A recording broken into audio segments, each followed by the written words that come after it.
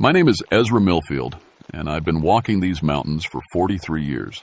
17 of those as a park ranger, but I knew every ridge and hollow long before I put on the uniform. My daddy walked these same trails before the mining accident took him, and his daddy before that. We're mountain people, and these hills are in our blood. October of 1961 was turning cold early. The leaves had already dropped, making the forest floor soft and quiet under your boots. I was checking the backcountry around Cataract Falls when the call came in on my radio, crackly and faint like they always were up in those hollows. Ezra, we got missing campers. Johnson family from Knoxville. I clicked the radio twice to show I heard. Missing folks weren't uncommon, especially with hunting season starting. City people got turned around easy in these woods. Usually found them a day later, embarrassed and hungry, but fine. But this felt different somehow. The Johnson family had permits for 3 days near the falls. Father, pregnant mother, and their 10-year-old boy. Simple camping trip, nothing fancy. They should have checked out yesterday morning. I hiked the 8 miles to their campsite, my boots finding the familiar rhythm of the mountain trail. The radio went dead about halfway there. Happens a lot in the deep hollows where the peaks block everything. Made you feel alone in a way that city folks couldn't understand. When I found their camp, my skin went cold. The tent was still up, but slashed open from the outside. Long, deep cuts that looked like claw marks, but bigger than any bear I'd ever seen. Their Coleman lanterns sat on the picnic table, still burning from the night before. Half-eaten beans sat in a pot over cold ashes. But here's what made my hands shake. All their metal things were arranged in perfect patterns around the campsite. Belt buckles, zippers, the father, his watch, their cooking pots, laid out in straight lines and circles like someone had been playing with them. That wasn't natural. Animals don't arrange things. People don't arrange strangers' belongings and then disappear. I radioed for backup, though I wasn't sure the call would get through. While I waited, I walked the edges of their camp looking for tracks. Found them too. Bare human footprints, but 16 inches long and pressed deep into the soft earth. Deeper than any man should make, like whatever left them weighed twice what it should. The tracks led toward the old hemlock grove, the dark part of the hollow where the trees grew so thick you couldn't see sky. Local Cherokee used to say that grove was sacred, that spirits lived there. My Cherokee friend Tommy Crowwing told me stories when we were kids. Said his grandmother warned him never to camp in that particular hollow. Something lives in the deep woods, Ezra, he'd said. Something that remembers when this land was different. I'd always figured those were just stories. Mountain folks loved their ghost tales, especially when they wanted to keep outsiders away from their moonshine stills. But standing there in that slashed campsite with those impossible footprints leading into the dark trees, those old stories didn't seem so silly anymore. The temperature dropped while I waited for backup. Not the gradual cooling you expect in October, but a sudden chill that made my breath fog. The forest went quiet too. No insects, no squirrels chattering, no bird calls. Just silence so complete it made your ears ring. That's when I noticed my compass was spinning. The needle swung in slow circles, never settling on true north. My flashlight dimmed, even though I'd put in fresh batteries that morning. Something was wrong in that hollow. Something that didn't belong in any world I understood. When Billy Cornett's show. Wet up an hour later, huffing and red-faced from the climb, I was grateful for the company. Billy was young, 24, and eager to prove himself. Good kid, strong climber, but he'd only been ranging for 6 months. This was his first missing persons case. "What do you think happened, Ezra?" he asked, looking at the destroyed campsite. I studied those massive footprints again, following them with my eyes toward the dark grove. "I don't rightly know, Billy, but we need to find that family." "Could be bears," he suggested. "Big ones." "Bears don't arrange cookware in patterns," I told him. "And they don't leave tracks like that." Billy crouched down beside one of the prints. His face went pale. "Jesus, Ezra. What's got feet that big?" I checked my watch. 3 o'clock, but the light in the hollow felt like evening. The shadows were too long, too dark. Everything felt wrong. "I don't know," I said, "but we're going to find out." We followed the tracks into the hemlock grove, our flashlights cutting weak beams through the gathering darkness. The prints led straight toward the heart of the hollow, where the old-growth trees crowded together like they were keeping secrets. "You ever been back here before?" Billy whispered. Something about the place made you want to whisper. "Few times," I said, checking for stills mostly, but it always felt unfriendly. That was the only word for it. The grove felt like it was watching us, waiting for us to leave or come close enough to grab. The air was thick and still, no wind moving through the branches. Our footsteps on the wet leaves sounded too loud. After a quarter-mile, we found the first piece of evidence. A woman's blue dress, torn and dirty, hanging from a branch about 12 feet up.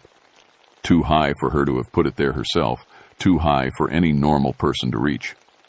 "How'd that get up there?" Billy asked, pointing his light at it. I was wondering the same thing. The branch wasn't broken or bent. The dress just hung there like someone had placed it carefully, like a flag marking territory. "Help me get it." "Down," I said. Billy boosted me up and I grabbed the dress. It was still damp, smelled like fear sweat and something else, something wild and musky that made my nose wrinkle. Mrs. Johnson had been wearing this when they disappeared. The tracks kept going deeper into the grove toward the sound of falling water. Cataract Falls was back there somewhere, hidden behind the thick trees. But as we walked, I started noticing other sounds. A low humming, so deep you felt it in your bones more than heard it. And voices, distant voices that might have been the wind, or might have been people calling. "You hear that?" Billy asked. "Yeah. Keep moving." My watch said 4 o'clock, but the hollow was getting darker. The humming was getting louder too, coming from somewhere ahead of us. The flashlight beam seemed weaker, like the darkness was eating the light. That's when we found the cave. It was hidden behind the waterfall, just a black mouth in the rock that you'd never see unless you knew where to look. The massive footprints led right to it, pressed deep in the mud at the entrance. But there were other tracks too, smaller ones, human-sized. The Johnson family had been here. "Should we call for backup?" Billy asked. His voice was shaky now. "Radio won't work down here," I reminded him. "Besides, if they're in there, they need help now." The cave mouth was wide enough for 2 people, tall enough to walk upright. Our lights showed scratches on the rock walls, deep gouges that ran 8 feet up the sides, too high for bears, too regular for natural erosion. And there were paintings, old ones, faded but still visible. Cherokee symbols and figures that Tommy had shown me in books. But these weren't the usual hunting scenes or spiritual guides. These showed something else, a tall, dark figure standing over smaller human shapes. Warning signs. "We shouldn't be here," Billy whispered. But I could hear something from deeper in the cave. Voices, weak and far away, but definitely human. "Someone's alive in there," I said. "We have to check." The cave angled down and back, following the course of an underground stream. Our footsteps echoed in ways that made the space sound huge, like we were walking through a cathedral. The humming was louder now, vibrating through the rock. 50 yards in, Billy grabbed my arm. "Look," he breathed. In the weak beam of his flashlight, we could see them. The Johnson family huddled together against the far wall of a wider chamber. They were alive, but something was terribly wrong. They looked older. The father's hair was white instead of brown. The mother's face was lined and hollow. Even the 10-year-old boy looked like he'd aged 20 years in 2 days. "Mr. Johnson," I called softly. They turned toward us, moving slow like old people. Their eyes were wide and unfocused, like they were seeing through us to something else. "Don't look at it," the father whispered. "Don't let it see you looking." "What?" I asked. "Don't look at what?" But he just shook his head and pointed up. That's when I made the mistake of following his finger with my flashlight beam. High up on the cave wall, maybe 20 feet above us, something moved. Something large and dark that seemed to absorb the light instead of reflecting it. At first I thought it was just a shadow, a trick of the beam. But shadows don't breathe. It was roughly human-shaped but wrong in every proportion. 9 feet tall, arms too long, fingers that ended in claws. Its face was the worst part, almost human but stretched, with eyes that reflected no light at all.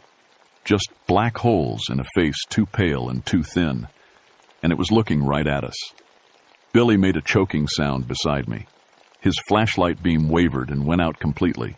The thing on the wall tilted its head, studying us like we were interesting insects. When it moved, it flowed like liquid shadow, defying everything I knew about how bodies worked. Then it smiled. I've seen a lot of thin cakes in these mountains, but I never want to see anything smile like that again. Too many teeth, too wide, like its mouth could unhinge and swallow us whole. "Run," I whispered to Billy. "Run now." But he was frozen, staring up at the creature. His mouth was moving, but no sound came out. The thing dropped from the wall without making a sound, landing in a crouch between us and the cave entrance. Up close, it was even worse. Its skin looked like old leather, gray and mottled. It smelled like wet earth and decay. And it spoke, not with its mouth, but directly into our heads. A voice like grinding stone and winter wind. More guests. How long since I had proper guests? The creature stood between us and the only way out, its head almost touching the cave ceiling. This close, I could see details I wished I couldn't. The way its ribs showed through paper-thin skin, how its fingers ended in black claws longer than my hand. "You taste of old mountains," it said inside my mind. "Of blood that knows this place. Good."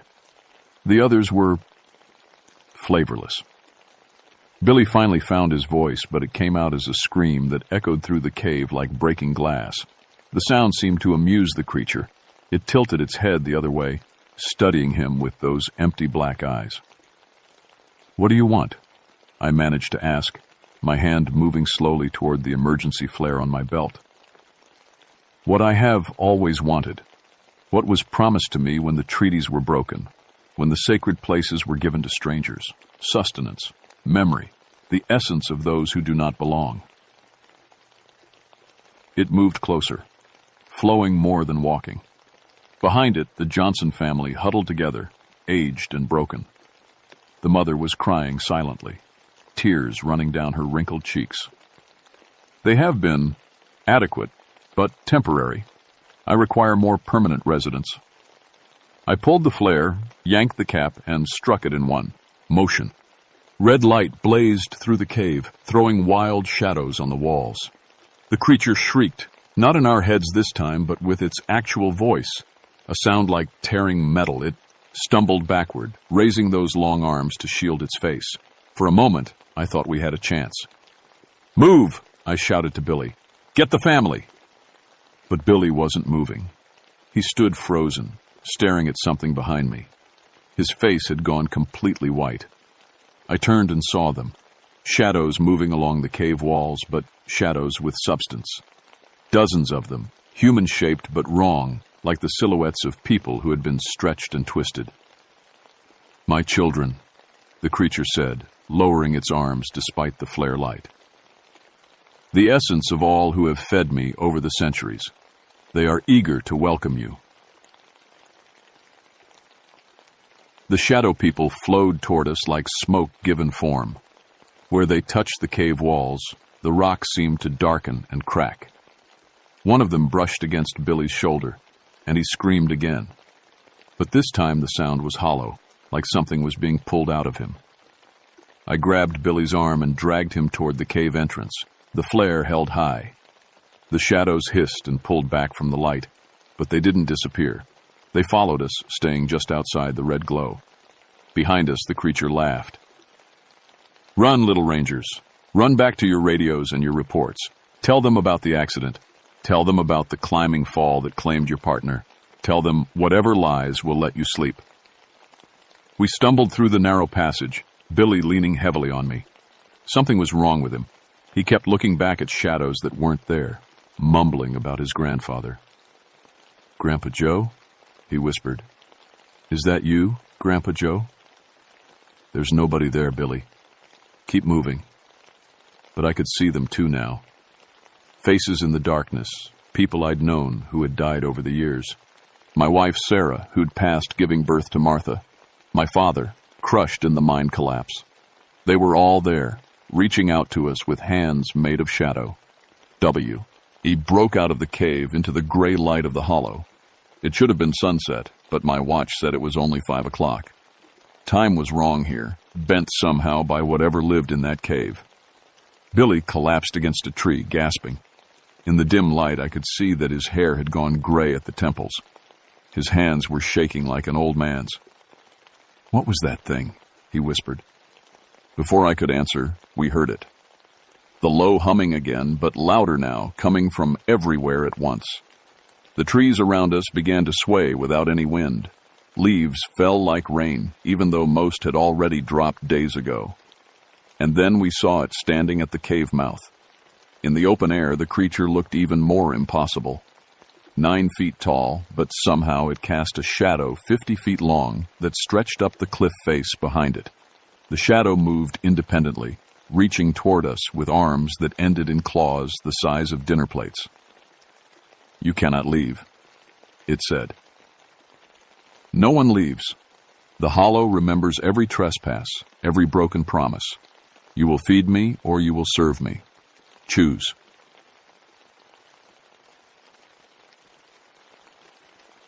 Billy tried to run. I don't blame him. He was young, and what we were seeing broke every rule of the world he knew. But the shadows caught him before he made it 10 steps. They didn't grab him physically. Instead, they seemed to flow into him through his eyes and mouth. Billy's scream cut off mid-note, and he stood perfectly still, his head tilted at an unnatural angle. When he turned to look at me, his eyes were completely black. "Ezra," he said in a voice that wasn't quite his own. "It's not so bad. It doesn't hurt after the first moment. And you get to see everyone again. Everyone you've lost." The thing that had been Billy took a step toward me, and I saw my wife's face in the shadows behind it. Sarah, looking exactly as she had the day she died, reaching out to me with love in her eyes. "Join us, Ezra," she said. "Join us, and we can be together again." I wanted to. God help me, I wanted to walk into those shadows and hold my wife again, even if it meant becoming something like them.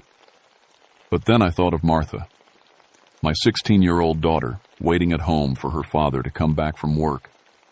She'd already lost her mother. She couldn't lose me too. I lit my second flare. The creature roared and Billy things stumbled backward, but this time I was ready for them.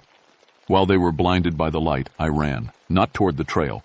That would take too long and they'd catch me in the open. Instead, I headed for the steepest part of the cliff, where rock climbing skills might give me an advantage over something that flowed like smoke. Behind me, I could hear them coming. Not footsteps, but a sound like wind through dead leaves, like whispers in a language I didn't want to understand. I climbed faster than I ever had in my life, my fingers finding holds in the dark rock by instinct and desperation. 20 feet up, 30, 40. High enough that a fall would kill me, but maybe high enough to get above whatever power held this hollow in its grip.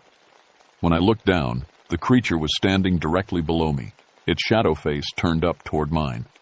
Billy was beside it, still wearing that unnatural smile. "Climb higher, little ranger. Climb to the very top. It will only make the fall more satisfying." But I kept climbing, because stopping meant giving up. And I couldn't give up, not with Martha waiting for me. At 60 feet, something changed. The oppressive weight of the hollow lifted slightly like I was climbing out of deep water toward the surface. My radio crackled to life. "Ezra, respond. Search team." I grabbed the radio with shaking hands. "This is Millfield. I'm at Cataract Falls. Officer down. Need immediate backup and medical." The response was scratchy but audible. "Copy, Ezra. Team's en route. What's your situation?" I looked down at the creature and the thing that had been Billy. They were still there, but something about the radio contact seemed to diminish them slightly. "Climbing accident," I said, the lie burning my throat. "Billy fell in the cave system. Possible fatalities among the missing campers." Because what else could I say? that an ancient shadow creature was feeding on human souls in a cave behind Cataract Falls, that my partner had been possessed by something that defied every law of nature. They'd lock me up, and Martha would be alone. So I climbed higher and lied into the radio and tried not to look at Sarah's face in the shadows below. I spent 3 hours on that cliff face, holding onto rock and lies with equal desperation. The rescue team's voices on the radio kept me anchored to the real world, but every time I looked down, the creature was still there, waiting. When the search team finally reached the hollow with ropes and medical equipment, the thing below me faded back into the cave like smoke. But I could still feel it watching, still hear its voice in the back of my mind. This is not finished, keeper of the old blood. You will return to me, or I will come to you. They found Billy's body at the bottom of the cliff, broken like he'd fallen from a great height. The official report said he'd slipped while investigating the cave system. There was no mention of aged flesh or shadow-touched eyes, because by the time they reached him, he looked normal again. Dead, but normal. The Johnson family was harder to explain. When the medics brought them out of the cave, they looked like regular people again. The father's hair brown, the mother young and pregnant, the boy just 10 years old. But they were all in deep shock, couldn't remember what had happened to them. Must have been the cold, the chief ranger said. Hypothermia can cause all kinds of confusion. I nodded and wrote my report. Climbing accident, exposure. Standard procedure followed. All lies, boo. Lies that kept the truth buried where it belonged. But that night, alone in my cabin, I couldn't sleep. Every shadow looked wrong. Every sound outside might have been something approaching. I kept checking on Martha, making sure she was safe in her bed. Around midnight, I made a decision that probably saved both our lives. I drove to Tommy Crowwing's house on the reservation, 20 miles from the park. Tommy was older now, gray-haired and weathered, but he still remembered the stories his grandmother told. You look like you've seen a ghost, Ezra, he said when I knocked on his door. Worse than a ghost. I need to know about the old stories, Tommy. The ones about things that live in the deep hollows. His face went serious. Which hollow? Cataract Falls, the Hemlock Grove. Tommy was quiet for a long moment. Then he invited me in and put coffee on. My grandmother called it Kituwa Asgaya, he said. The shadow that walks between worlds. She said it was old when the Cherokee first came to these mountains, old and hungry and angry. What does it want? What it's always wanted, to feed on the life force of those who don't belong here. But it got stronger after the treaties were broken, after our people were forced from their sacred places. Grief and betrayal fed it, made it more than it was. Tommy pulled out an old leather pouch, filled with what looked like dried tobacco leaves. Grandmother left this to me with instructions. Said if the shadow ever stirred again, someone would need to make the old bargain. What bargain? Respect for respect, honor for honor. The shadow leaves your people alone, and you leave its hollow alone. Simple as that. He handed me the pouch. But it has to be someone with old blood, someone the mountains recognize. And it has to be done right, or it'll kill you. I took the pouch, feeling the weight of centuries in those dried leaves. How do I do it right? Tommy taught me the words, the gestures, the proper way to approach a sacred place. It took hours, and by the time he was finished, the sun was coming. UP. You don't have to do this, he said. You could transfer to another park, take Martha somewhere safe. It said it would come for me, and there are other people who might wander into that hollow. Tommy nodded. My grandmother always said the old agreements were binding on both sides. If you honor your part, it has to honor its. I drove back to the park as the morning shift was starting. Told my supervisor I needed to check the Cataract Falls area one more time, make sure it was safe for future visitors. He agreed, probably thinking I was dealing with survivor's guilt over Billy's death. The hike to the hollow felt different in daylight. Still wrong, still watched, but not immediately threatening. When I reached the cave entrance, I could see fresh scratch marks on the stone, deeper than before, more deliberate. I followed Tommy's instructions exactly. Placed the tobacco offering on a flat stone near the cave mouth, spoke the Cherokee words of respect and acknowledgement, asked for the old bargain to be renewed. For a moment, nothing happened. Then the shadow flowed out of the cave. In daylight, it looked less substantial, but somehow more real.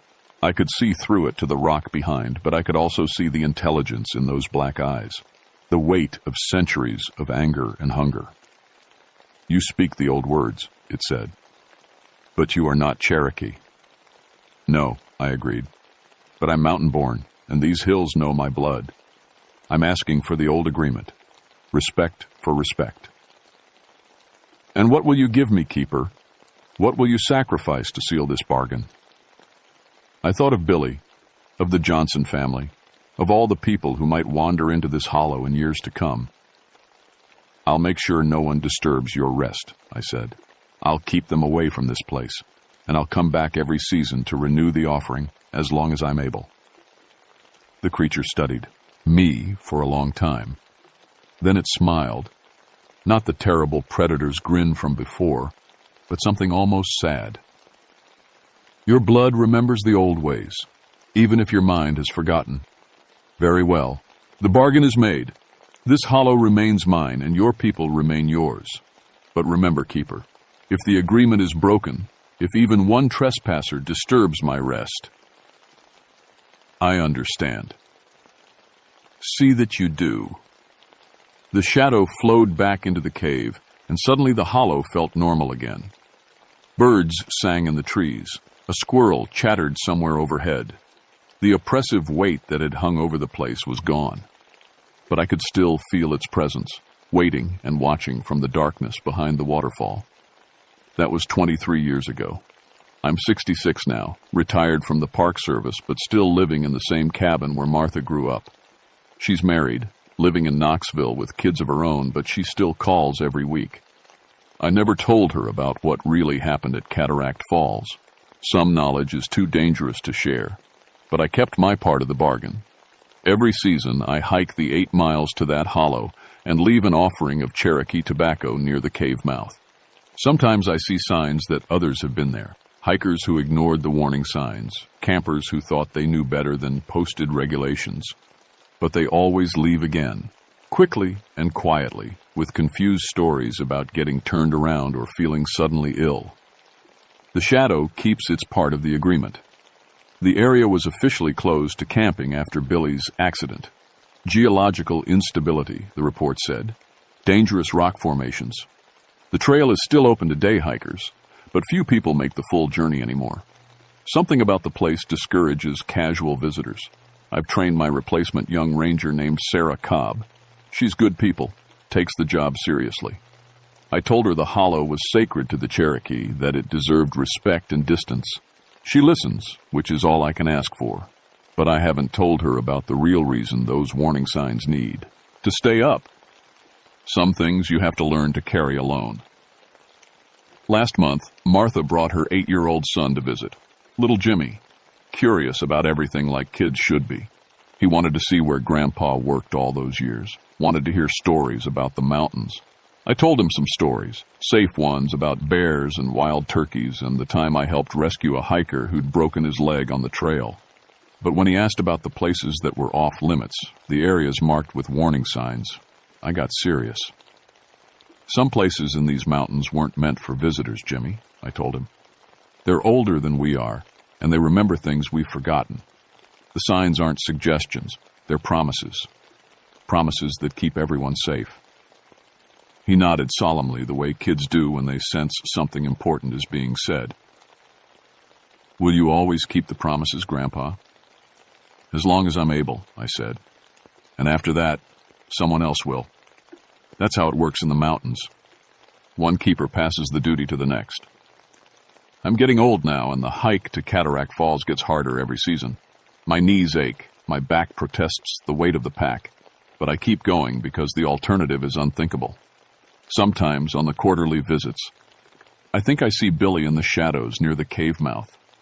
Not the thing that wore his face that terrible day, but the real Billy, young and eager and grateful that someone still remembers his sacrifice. He waves sometimes, and I wave back. Sarah is always there too, my wife who died so young. She doesn't speak, but her presence is comforting. She understands why I have to keep coming back, why some promises can never be broken. The shadow and I have an understanding now. It feeds on small things. The life force of insects, the dreams of sleeping animals, the slow decay of fallen leaves. Enough to sustain it without harming anything that matters. In return, it keeps its hunger contained to that one hollow, and it discourages trespassers with quiet fear instead of violence. It's not friendship exactly, more like a truce between old enemies who've found a way to coexist. But I know it's still there, still watching, still remembering every broken treaty and every trespass. If the agreement ever fails, if someone else takes over who doesn't understand the importance of the old bargains, it will wake up hungry. That's why I'm writing this down now, while my memory is still clear. So whoever comes after me will know the truth, will understand what those warning signs really mean. The mountains are beautiful, but they're not empty. They remember everything, every footstep, every campfire, every promise made or broken. And some of the things that remember are older and stranger than anything in our modern world. Respect the warnings, honor the agreements, keep the promises, and never, ever camp in the hollow below Cataract Falls. Some places in these mountains weren't meant for outsiders, and they remember every trespass.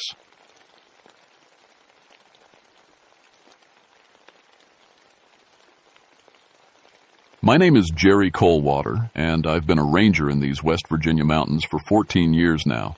Before that, I spent my days underground, mining coal like my daddy and his daddy before him. That changed back in '61 when the Black Rock mine collapsed. 12 good men went down that day, including my best friend Tommy. I was supposed to be on that shift, but my boy had gotten sick and I stayed home with him instead. Sometimes I think about that, how one sick kid saved my life while 12 others died. It made me think different about being underground. That's when I decided to become a park ranger. Same mountains, same coal dust in the air. But now I work to keep people safe instead of digging deeper into danger. People around here say I'm crazy for giving up good mining money to chase hikers and count trees. But after you've seen what I've seen, heard what I've heard down in those tunnels, you start to value the sunlight more. The old-timers used to tell stories about mine ghosts, spirits of dead miners still working their shifts. I always figured it was just bad air playing tricks on tired minds. Carbon monoxide can make you see all sorts of things that aren't there. My wife Sarah teaches at the local school. She's got more sense than me, which is why she married a ranger instead of another miner. Our two boys, Jake and Michael, are 8 and 10. They think their dad's job is pretty cool. Rescuing people, fighting forest fires, all that heroic stuff. I don't tell them about the other parts. The parts where you find hikers who didn't make it. The parts where you have to go places nobody should go. It's December now, 1975, and we've got 3 feet of snow on the ground with more coming. The mountains are beautiful when they're covered in white, but they're deadly too. One wrong step, one missed trail marker, and you're just another story people tell around. D the fire. The call came in on a Thursday morning.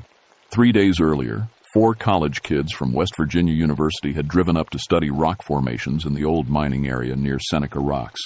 Graduate students, their professor said. Smart kids working on their geology degrees.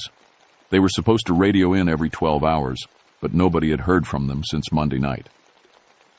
Their last message mentioned strange sounds, the professor told me over the crackling radio, and they said something about warm air coming from the sealed mine entrances. I thought it was just geological venting, but now I knew the area he was talking about. The old Black Rock mine, where my friends died 14 years ago.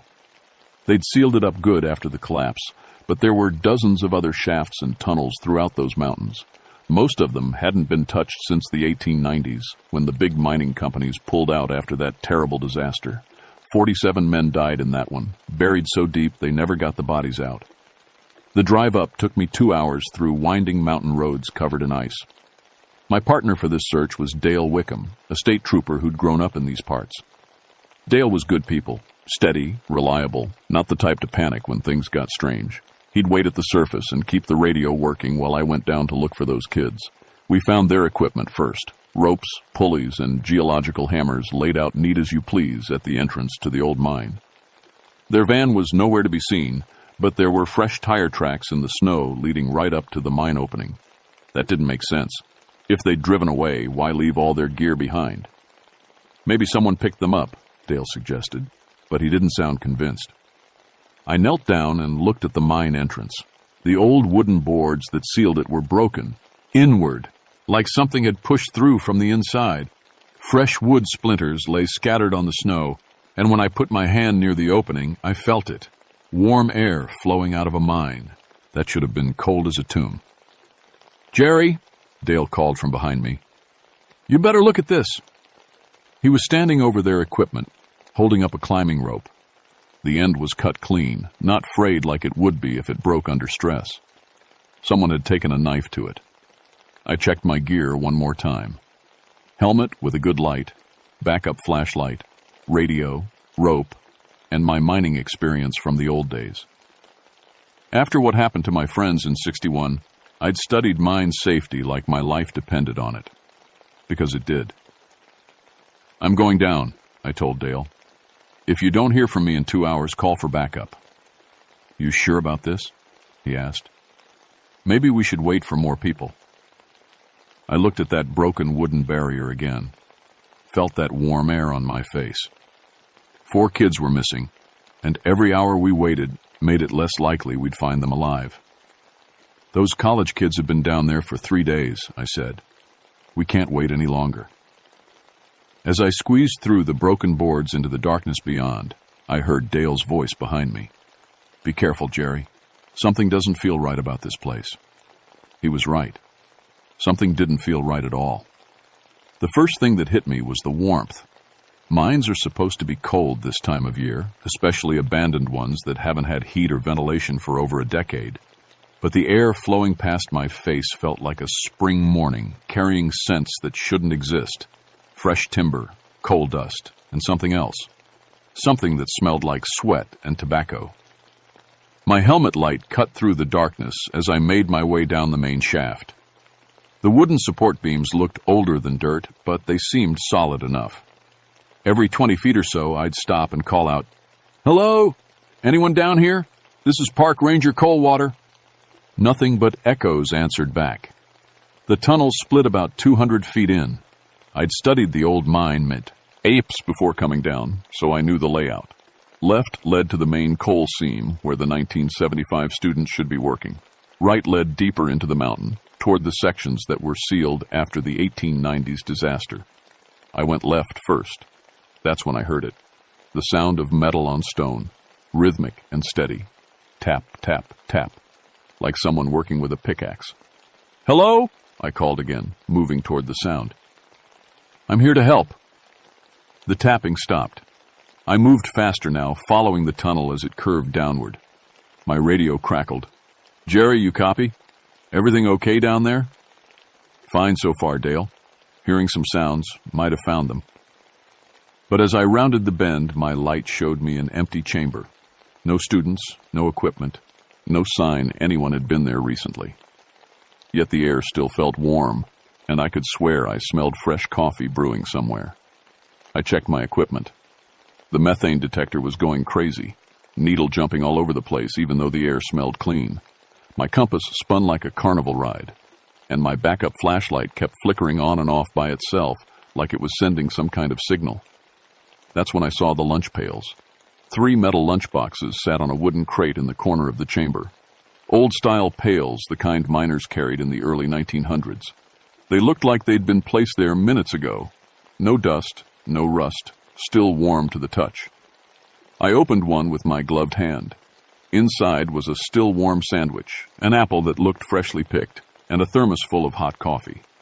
Steam rose from the cup when I unscrewed the lid, but that was impossible. This mine had been abandoned since 1961, sealed since then. No one could have been down here making coffee. I grabbed my radio. "Dale, I'm finding some strange things down here, might need backup." Static answered me. Then, faintly, I heard Dale's voice. "Jerry? Jerry, say, can you hear me? Something's happening up here. The van. The student's van just appeared in the parking lot. Engine's still warm, but nobody's in it." The radio went dead. I tried again, but Got nothing but white noise. I was on my own now, 300 feet underground, with warm coffee and impossible lunch pails. I made a decision that probably saved my life. I took one of the coffee cups with me as evidence and headed back toward the main tunnel. That's when I heard the singing. Men's voices, deep and tired, singing an old mining song I remembered from my childhood. Down in the dark, where the coal dust flies, working hard 'neath the mountain's weight, digging deep where the black gold lies, praying we'll see the light of day. The voices were coming from the right tunnel, the sealed section that led toward the 1890s disaster site. Every instinct I had told me to get out of there, to run back to the surface and wait for backup. But those 4 college kids were still missing, and if they'd gone down that tunnel, I followed the singing. The right tunnel was different. The wooden support beams looked newer, stronger. The walls were lined with fresh timber, and electric lights had been strung along the ceiling. Lights that glowed with a warm, yellow radiance, even though there shouldn't be any power down here. The singing got louder as I went deeper.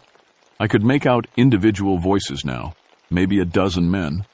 They were singing work songs, the kind miners used to keep rhythm while they dug. But underneath the melody, I heard something else.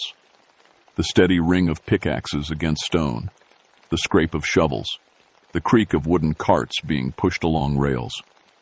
I turned a corner and stopped dead in my tracks. The tunnel opened into a vast chamber, maybe 50 feet across and 30 feet high, and it was full of miners.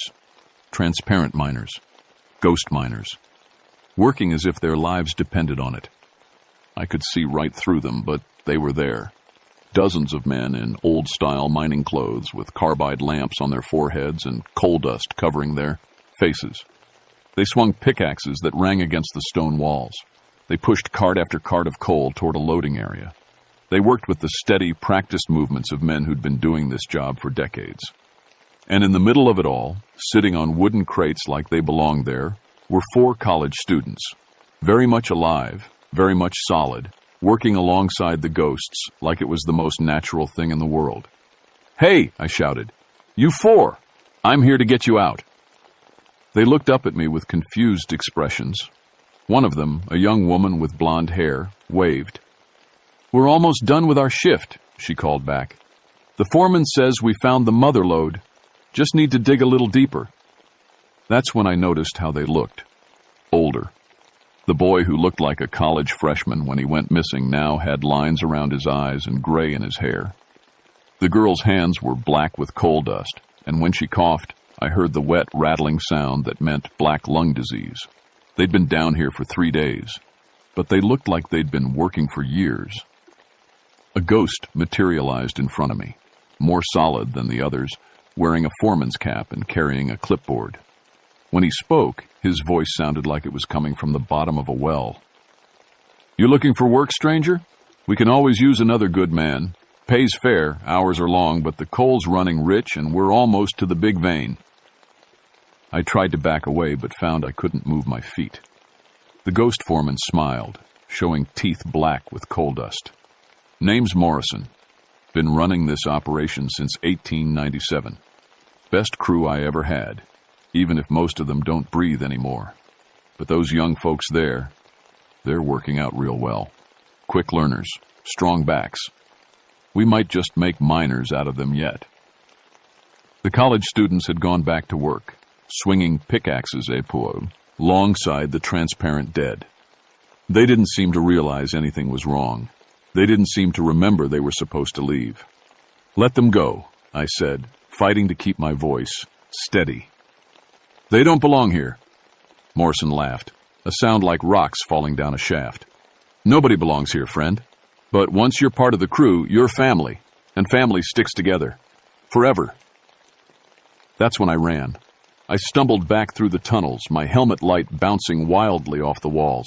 Behind me, I could hear Morrison's laughter echoing through the stone, and underneath it, the steady sound of pickaxes and the singing of dead miners. The warm coffee cup was still in my hand, and I clutched it like proof of what I'd seen. But when I reached the sealed entrance, Dale wasn't there. Dale! I shouted into the radio. Dale, come in! Static, then a weak voice. Jerry, where are you, man? I've been looking everywhere. I'm at the mine entrance. Where are you? I'm down in the mine looking for you. Found your rope, but you weren't there. I'm in some kind of chamber with old equipment. My blood went cold. I was at the mine entrance. Dale was supposed to be waiting for me on the surface. If he was down in the mine, then who was talking to me? Dale, get out of there now. Something's wrong with this place. Can't find the way out, Jerry. Everything looks different down here. And there's people, old miners. They want me to help them finish something. The radio went dead again. I dropped the coffee cup and ran back into the mine. This time I took the left tunnel, the one that should have led to empty chambers. But it didn't look the same as before. New passages had opened up, tunnels that weren't on any map I'd ever seen. And from somewhere deep in the mountain, I could hear Dale calling for help. I followed his voice through twisting corridors that seemed to stretch for miles. The walls were lined with mining equipment from different eras. Old pickaxes next to modern pneumatic drills, carbide lamps hanging next to electric fixtures. It was like walking through a museum of mining history, except everything looked ready to use. Dale, keep calling. I'm coming for you. Jerry, I'm in a big room. There's so much equipment here. They say they've been working on something important. They need help finishing it. I found him in a chamber that shouldn't have existed, a vast cavern filled with mining machinery from every decade since the 1890s. Steam-powered lifts stood next to electric conveyor belts. Horse-drawn carts sat beside modern trucks, and working among it all were hundreds of ghostly miners, all transparent, all busy with their eternal labor. Dale stood in the middle of it, holding an old mining pick. He looked up when I entered, but his eyes were different, older, tired, like he'd been working down here for years instead of minutes. Jerry? Good you're here. Morrison says we're close to the big strike, the one they've been working towards since 1897. Just need a few more hands to break through the last wall. Dale, we need to leave, now. Those aren't real miners. He looked at me like I was crazy. Course they're real. Been talking to Morrison for the past hour. Nice fellow. Says this mine's been producing coal for nearly 80 years. Just needs the right crew to finish the job. I grabbed his arm, but he pulled away. Can't leave now, Jerry. We're family here.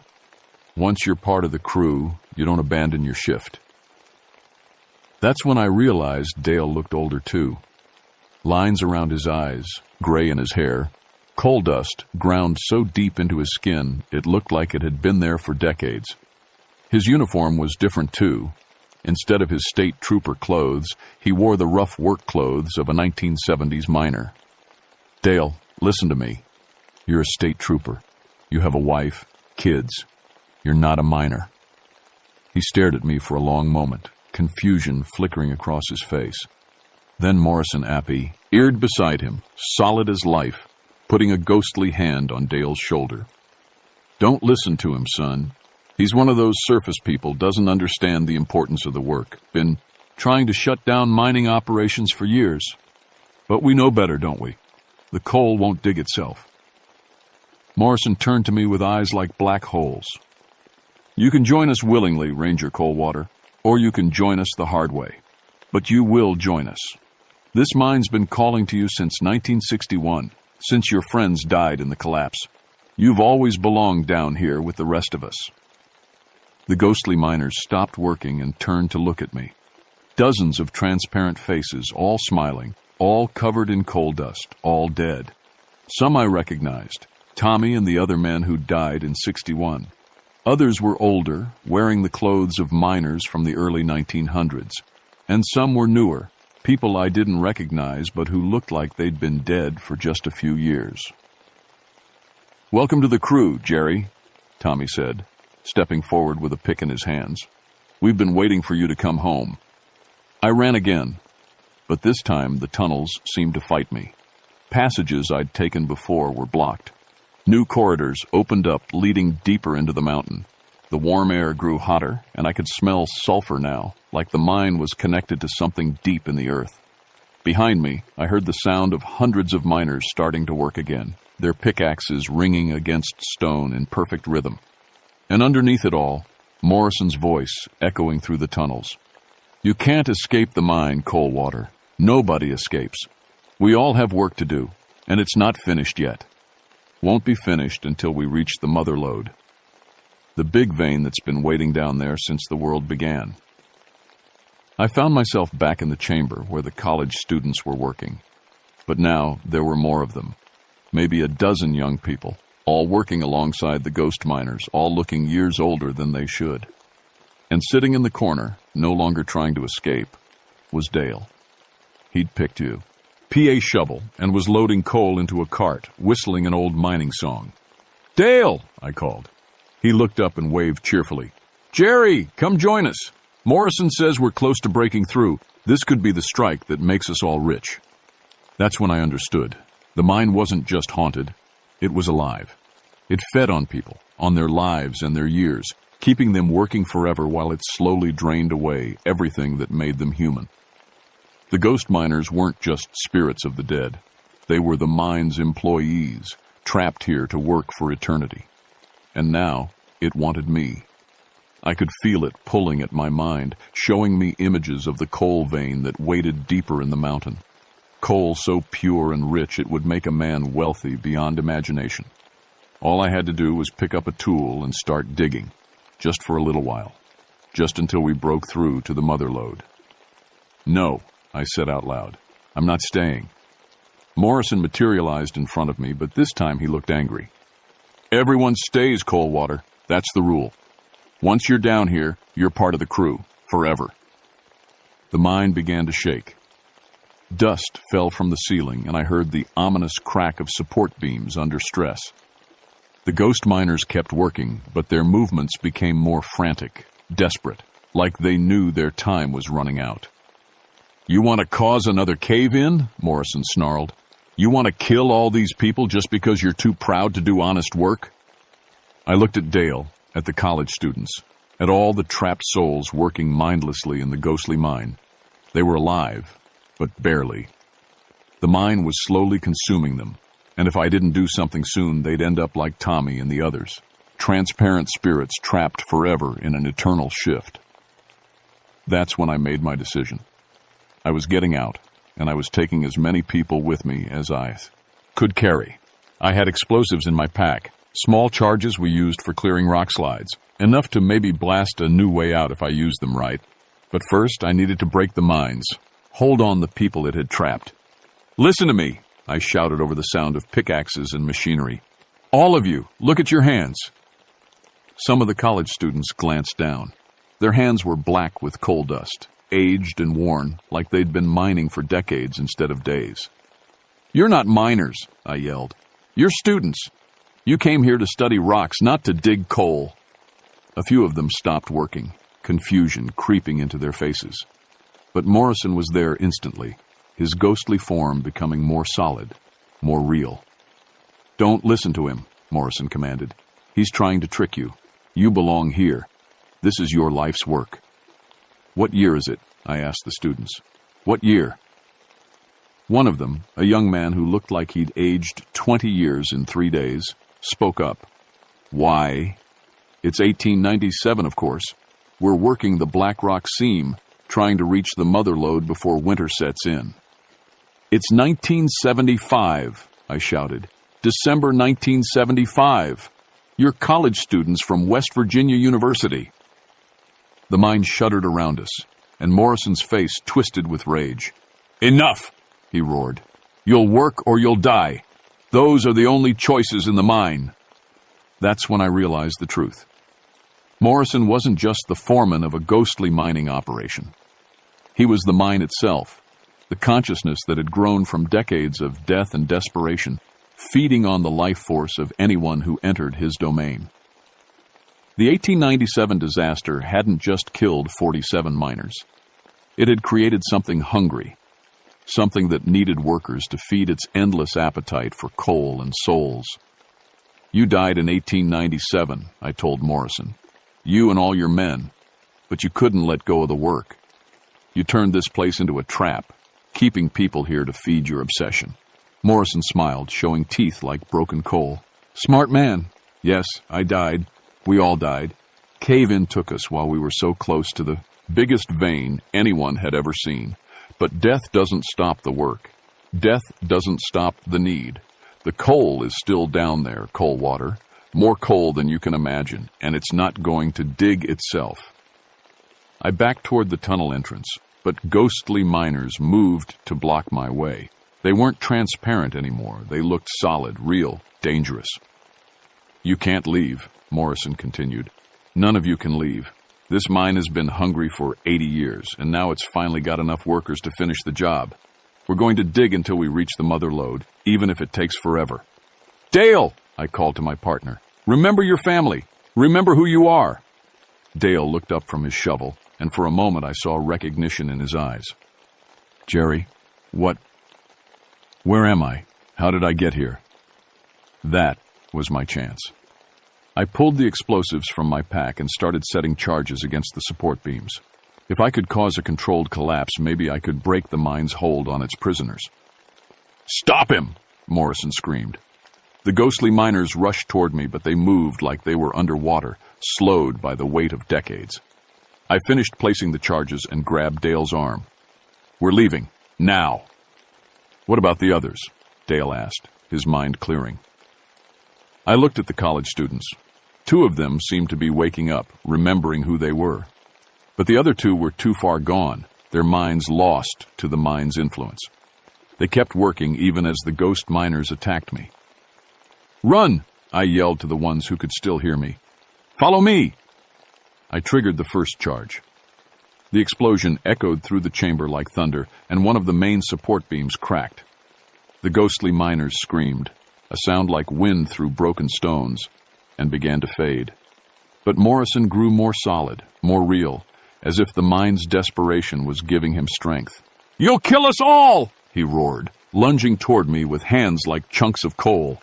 I dodged and set off the second charge. More beams cracked, and the ceiling began to sag. Water started, seeping through the cracks, groundwater that had been held back for decades. "The mine is flooding," Dale shouted. "We need to get out." 2 of the college students followed us as we ran for the tunnel. Behind us, Morrison's voice echoed through the collapsing chambers. "You can't escape. Nobody escapes the mine. We'll find you. We'll bring you back." The tunnel was collapsing behind us as we ran.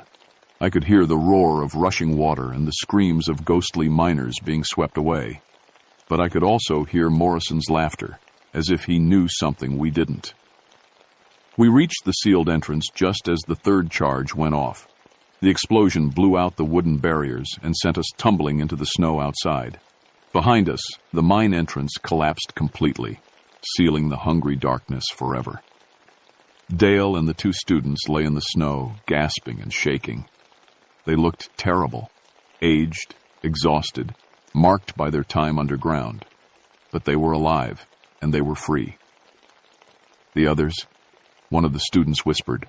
"We left the others behind." I looked back at the collapsed mine entrance. Somewhere behind all that rock and debris, 2 college students were still trapped with Morrison and his crew of ghostly miners, still working, still digging, still searching for the mother lode that would never be found. "I'm sorry," I said. "I couldn't save them all." But even as I spoke, I could hear something that made my blood freeze. From deep underground, muffled by tons of rock, came the sound of pickaxes against stone. The mine was still active. Morrison and his crew were still working. And somehow, I knew they always would be. The official report blamed everything on environmental hazards and exposure. 2 students found suffering from hypothermia and disorientation. 1 state trooper and 1 park ranger treated for shock. 2 students missing, presumed dead, in an accidental cave-in at an abandoned mine site. Dale retired from the state police 6 months later. He never talked about what happened in the mine, but sometimes I'd catch him staring at his hands like he was surprised they weren't black with coal dust. The 2 students we saved went back to college, but they changed their majors. Neither one could stand to be underground anymore. As for me, I handed in my ranger badge the day after we got out. Sarah didn't ask why. She could see it in my face, the way I jumped at every shadow, the way I couldn't sleep without checking that all the lights were on. The boys thought their dad had gotten soft, giving up his exciting job to become a mine safety inspector for the state. But they didn't understand that some jobs choose you. The mine entrance was sealed with concrete and steel, then covered with a monument to the miners who died there in 1897 and 1961. The area was declared off-limits to the public, officially due to unstable geological conditions. But the real reason was the seismic monitors we installed, because the mine isn't quiet. Every night, sensitive equipment picks up vibrations from deep underground, rhythmic sounds like tools striking stone. The geologists say it's natural settling, the mountain adjusting to the collapsed tunnels. But I know better. I know what those sounds really are. Morrison is still down there with his crew, and they're still working, still digging toward the mother lode that doesn't exist, driven by an obsession that death couldn't end. And sometimes, late at night, when the wind is right, people in the valley report hearing singing drifting down from the mountains, old mining songs carried on the air like voices from another time. The mine is patient. It's been patient for 80 years, and it can wait 80 more. It knows that eventually someone will be curious enough to break throughs. And those seals, some explorer or developer or foolish teenager will find a way in. And when they do, Morrison will be waiting with his eternal job offer. I drive past that sealed mine. Entrance every week is part of my safety inspections. The concrete barriers are solid, the steel reinforcement is holding, and the warning signs are clear. But sometimes I see fresh tire tracks in the dirt nearby, or I find hiking gear abandoned near the tree line. Sometimes people go missing in these mountains and we never find them. The official reports always blame bears or weather or simple accidents. But I know the truth. The mine is still hungry, and Morrison is still recruiting. Some debts can't be paid with money, and some work never ends. I keep the coffee cup on my desk at work, the impossible still warm cup I carried out of that ghostly mine. It's my reminder of what's waiting down there in the darkness. Sometimes, on quiet nights, I swear I can still smell fresh coffee brewing, and I hear the distant sound of pickaxes ringing against stone. The mine is patient, but it hasn't forgotten about me. It knows I escaped, and it knows I took some of its workers with me. Someday it might decide to collect what it thinks I owe. Until then, I keep watching the monitors, checking the seals, and making sure nobody else makes the mistake of going underground in search of something that should stay buried. Because I learned something important in those tunnels. Some jobs are more dangerous than they seem, and some workers never get to go home. The mountain is quiet tonight, but the seismic readings show activity deep underground. Morrison and his crew are hard at work, just like they've been for nearly 80 years. Still singing their mining songs, still swinging their ghostly pickaxes, still believing that the next strike will be the big one that makes it all worthwhile. And maybe, in their own way, they're right. Maybe the real mother lode isn't coal at all. Maybe it's the endless supply of souls that wander into the darkness, looking for something they'll never fit, and becoming part of a crew that never stops working. If you ever find yourself in the West Virginia mountains near Seneca Rocks and you hear singing on the wind or see warm light coming from abandoned mine shafts, remember my story. Remember that some places are hungry and some dead things refuse to stay buried. And whatever you do, don't go underground. Because down there in the darkness, Morrison is still hiring, and the job comes with a lifetime contract that nobody ever gets to break. The mine is waiting. It's always waiting.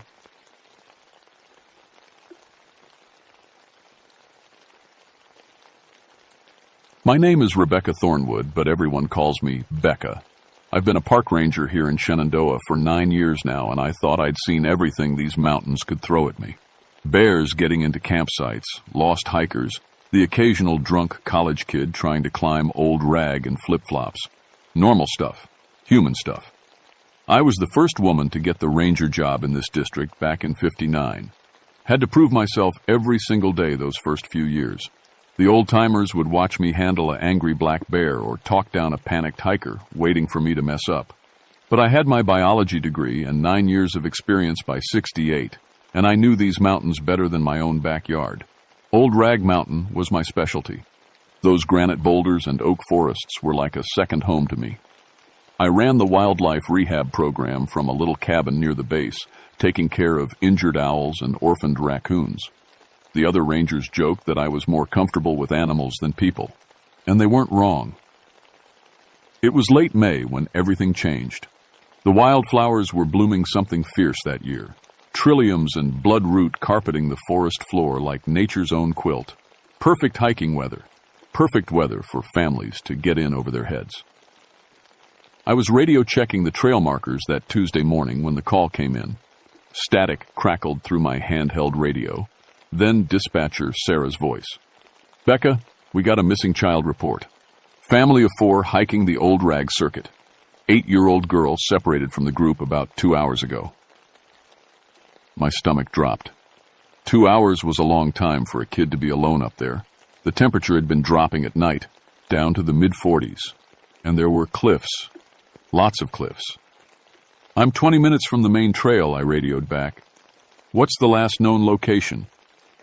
"Parents say she wandered off while they were taking pictures near the rock scramble. Name's Susan Davies. Blonde hair, blue jacket, pink sneakers." I knew that area. The rock scramble was where the real climbing started. House-sized boulders you had to squeeze between and climb over to reach the summit. Easy for an adult, but a nightmare maze for a scared 8-year-old. I'd handled missing kids before. Usually found them within a few hours, cold and hungry, but safe. Kids were tougher than people gave them credit for. But something felt different about this one.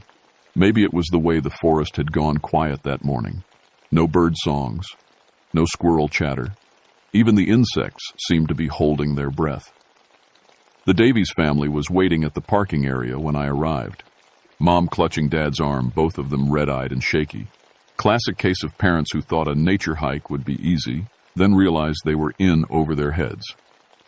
"She just disappeared," Mrs. Davies kept saying. "One second she was right behind us, the next..." She dissolved into tears. I got the details. Susan had been complaining about tired legs, lagging behind while her parents and older brother pushed ahead to get photos at a scenic overlook. When they turned around, she was gone. They'd called and searched for an hour before hiking back to get help. "Ma'am, I need you to know that kids are survivors," I told her, putting on my most confident ranger voice. "Your daughter's probably found herself a sheltered spot and is waiting for help. We're going to find her." But as I organized the search teams and contacted the rescue helicopter, that strange quiet in the forest kept bothering me. In 9 years, I'd never heard the mountains so silent. It was like every living thing was hiding. The old-timers around here had stories about Old Rag, native legends about a mountain mother who watched over lost children. Protective, spirit, they said, kept kids safe until their families could find them. I'd always figured those stories came from parents whose children had survived nights in the wilderness when they shouldn't have. People needed explanations for good luck. But standing there in that unnaturally quiet forest, organizing search teams for little Susan Davies, I felt something watching us from the trees, something big and old, and very interested in what we were doing. I shook off the feeling and focused on the job. Missing kid, possible hypothermia, rough terrain, standard search and rescue. Nothing I hadn't handled before. I should have trusted my instincts.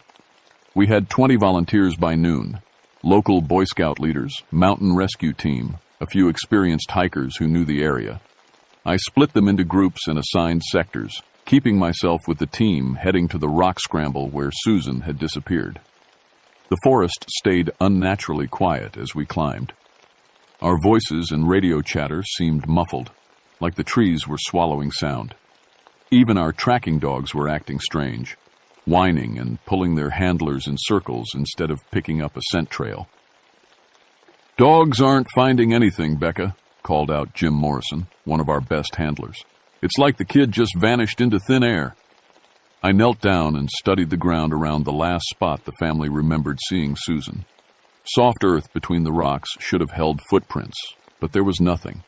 No disturbed leaves, no broken twigs, no sign that an 8-year-old had ever been there. "Maybe she doubled back," suggested Mike Chen, a volunteer from the mountain rescue team. "Kids get scared. They sometimes head for familiar territory." But I was studying the boulder field ahead of us. House-sized chunks of granite created a maze of narrow passages and hidden chambers. Perfect place for a scared child to get lost, or for something else to hide.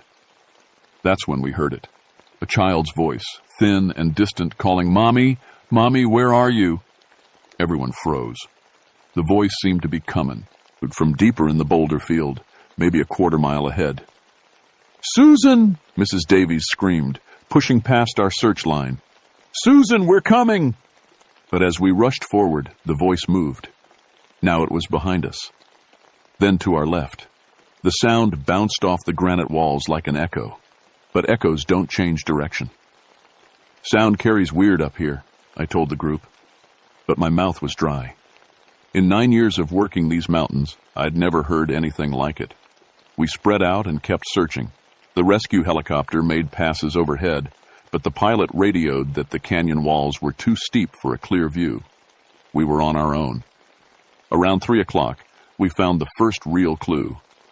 I was squeezing through a narrow passage between two massive boulders when I spotted something pink wedged in a crack about 8 feet up the rock face. Susan's sneaker, just one. "How the hell did that get up there?" Mike Chen stared at the sneaker. Kid would need climbing gear to reach that spot. I borrowed climbing equipment from the rescue team and rappelled up to retrieve it. The sneaker was definitely Susan's, tiny with cartoon characters on the sides. But it wasn't scuffed or torn like you'd expect from a kid scrambling over rocks. It looked like it had been carefully placed in the crack, almost like someone had put it there for us to find. The helicopter pilot's voice crackled through my radio. "Ranger Thornwood, I'm seeing something odd down there.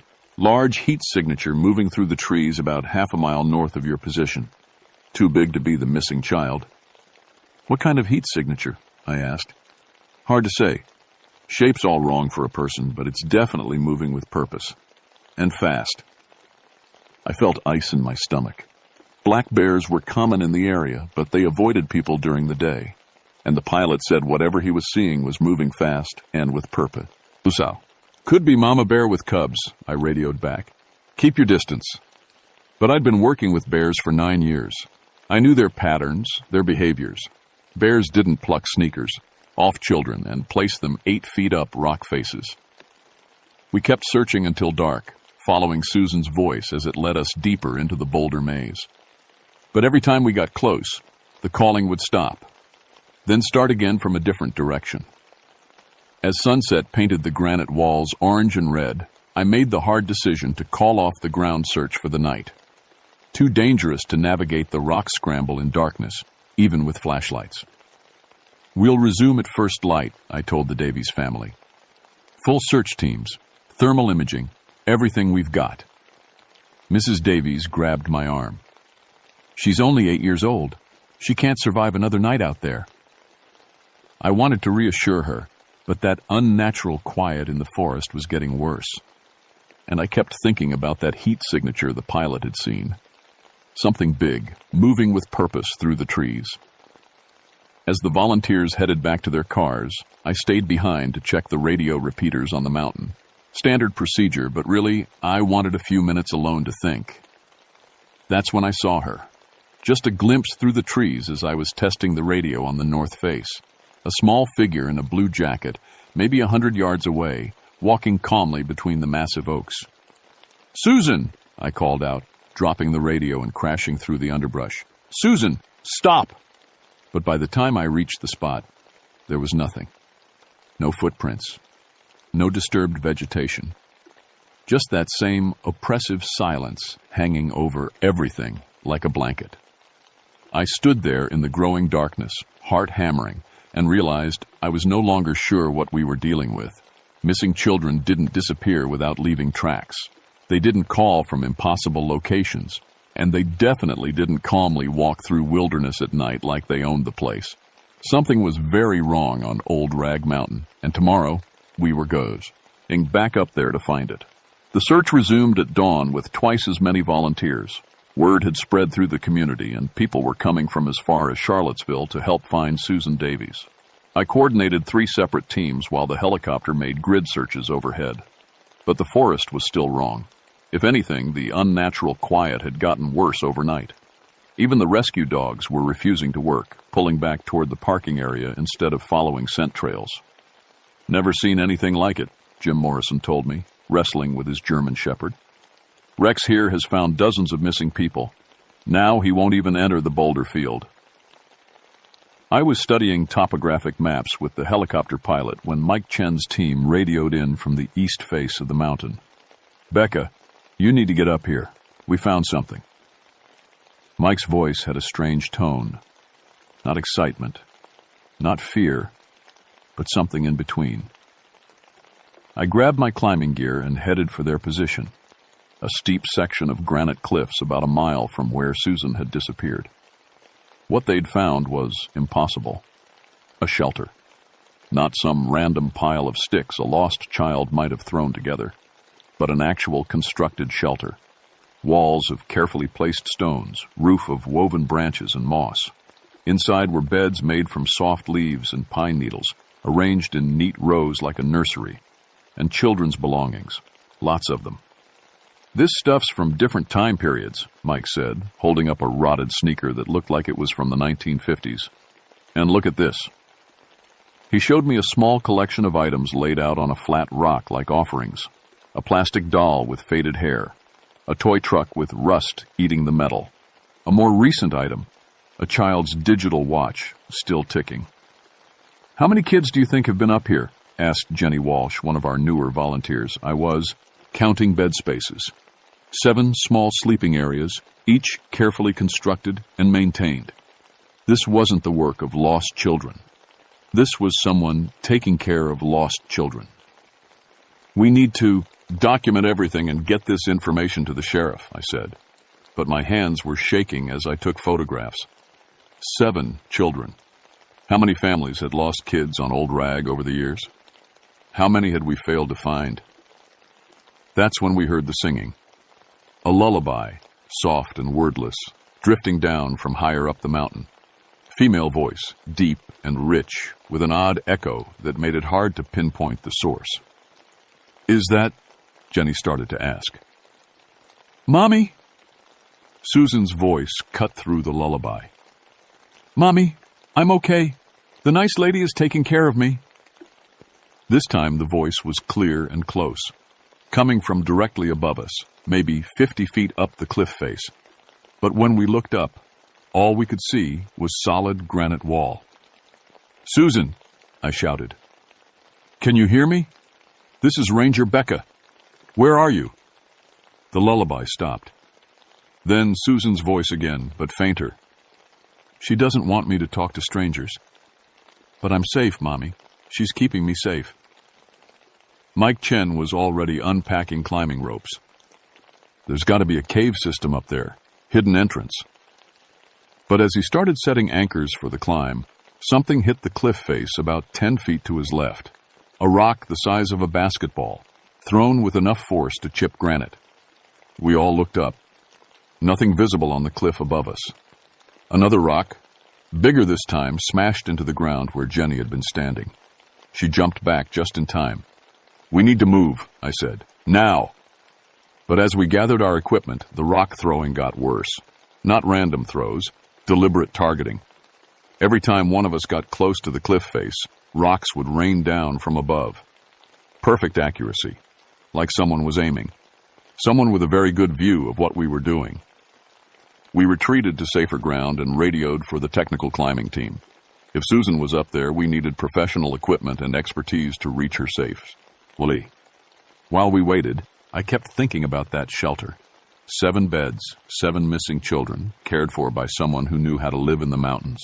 Someone who could throw rocks with deadly accuracy and move without being seen. The lullabies started again around noon, drifting down from multiple locations on the cliff face.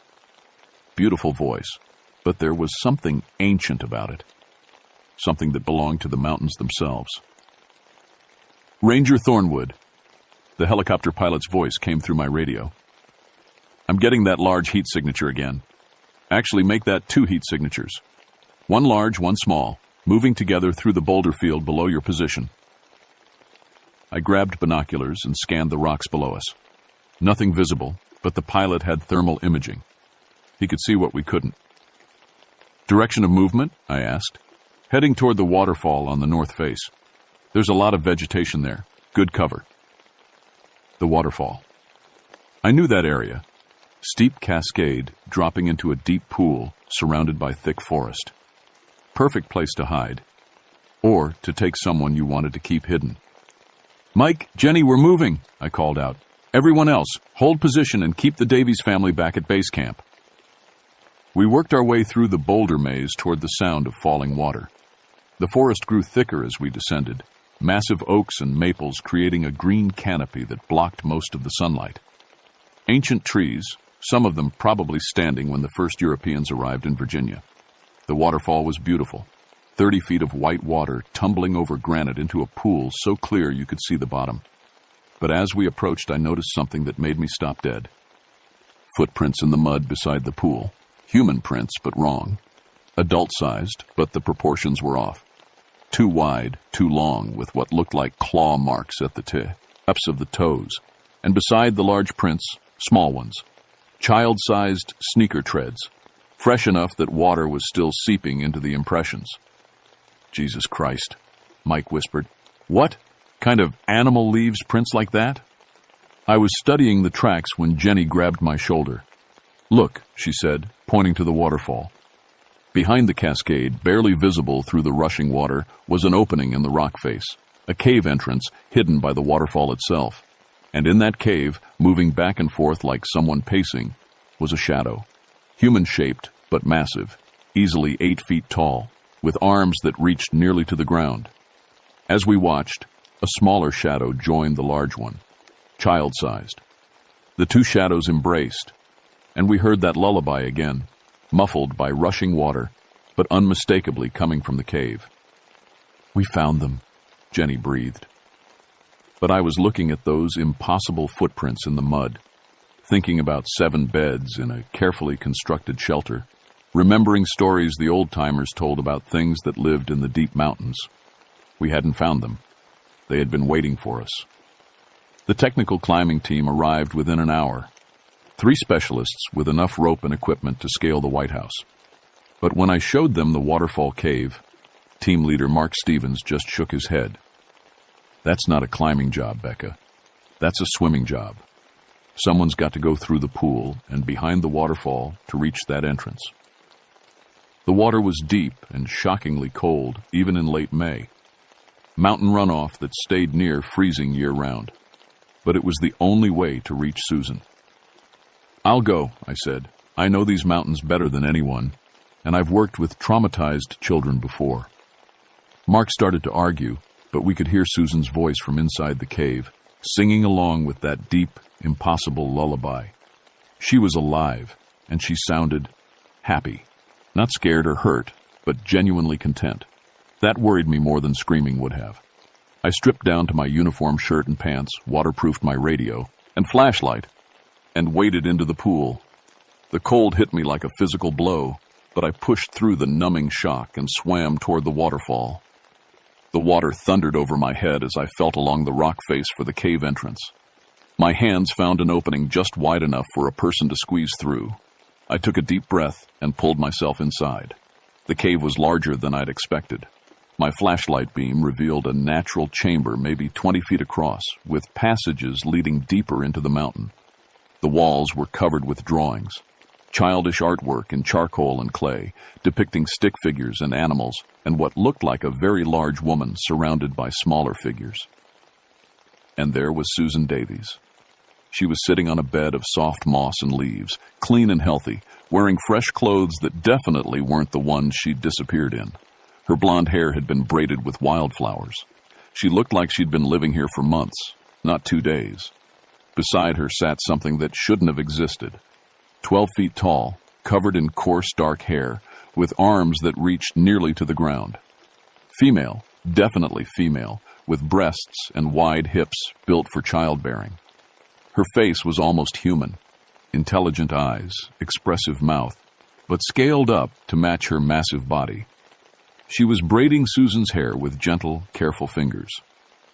"Hello," Susan said when she saw me, as calm as if I'd knocked on her bedroom door. "Are you here to visit?" Mama doesn't usually like visitors, but you seem nice." The creature, I couldn't think of her as anything else, looked up at me with eyes that held more intelligence than I was comfortable with. Not animal intelligence, human intelligence, ancient and patient and completely focused on me. "Susan," I said carefully, "your parents are looking for you. They're very worried." "I know," Susan said.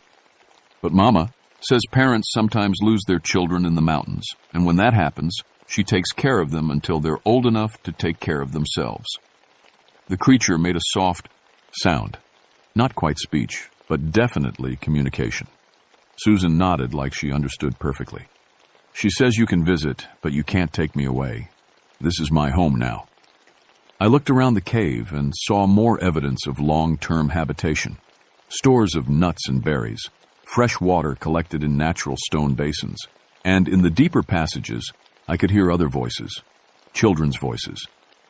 "How many kids are back there, Susan?" "6 others. Mama found all of us when we got lost. Tommy's been here the longest, since before I was born, he says. But we're all happy here. We're a family." The creature was watching me intently, and I realized she was evaluating me as a threat. Not to herself, she was easily powerful enough to break me in half, but to her children, because that's what they were to her, her adopted children, collected from the mountains over decades. I keyed my radio, hoping it would work through the cave walls. "Base camp, this is Becca. I've found Susan. She's alive and unharmed." Static. Then Mike Chen's voice. "Copy that, Becca. We're coming in." "Negative," I said quickly. "Stay back. The situation is complicated." But it was too late. I could hear splashing from the pool outside, voices getting closer. The creature heard it too, and her whole demeanor changed. The gentle maternal figure became something else, something protective and dangerous.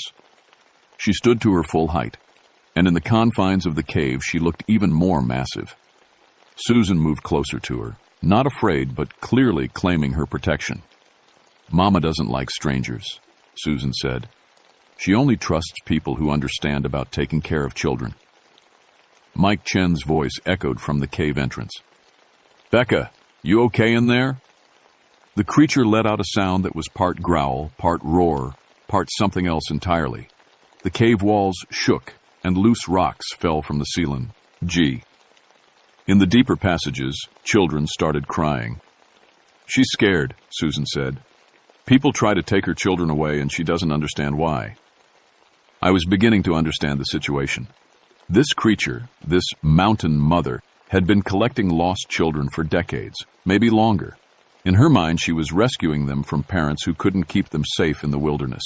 She was being maternal, protective, nurturing, and we were the threat.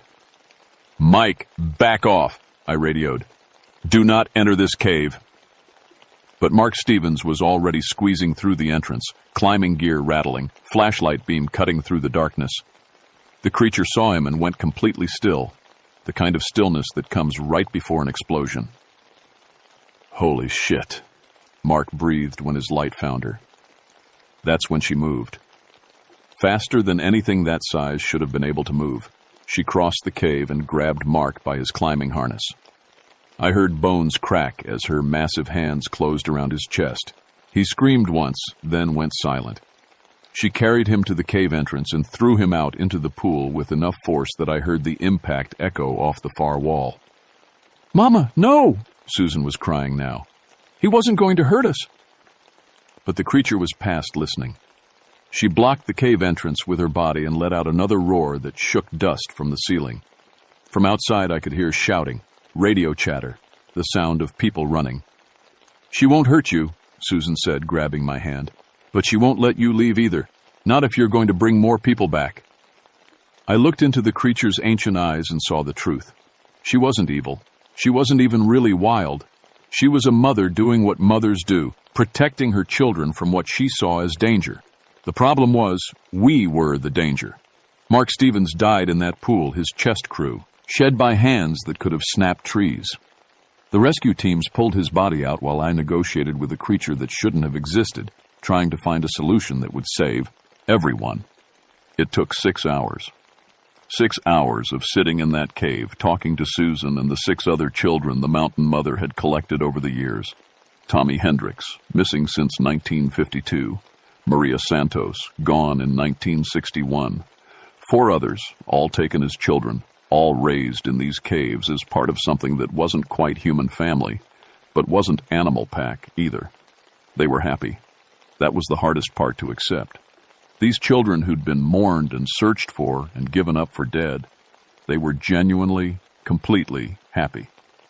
The mountain mother had given them something their original families couldn't: absolute safety, unconditional love, and a place where they would never be lost or abandoned again. But they were still human children, and some part of them remembered the world outside. "I miss ice cream," Susan admitted while the creature dozed in the afternoon heat. "And television. And my brother Jake, even though he's mean sometimes." The negotiation happened in gestures, simple words, and emotional communication that somehow transcended language. The mountain mother understood that Susan's parents were suffering. She understood that taking children caused pain. But she also understood that children got lost in her mountains, and lost children died without protection. The compromise we reached wasn't perfect, but it was workable. The mountain mother would return Susan and the 3 youngest children, those who'd been with her less than 5 years and still had strong connections to the outside world. In exchange, the Park Service would establish new safety protocols: mandatory supervision for children under 12 in the wilderness areas, better trail marking, regular patrols of the areas where children were most likely to get lost. And we would leave her alone. No more searches of her territory. No more attempts to study or capture her. The deep wilderness around the waterfall would be quietly designated as off-limits to the public.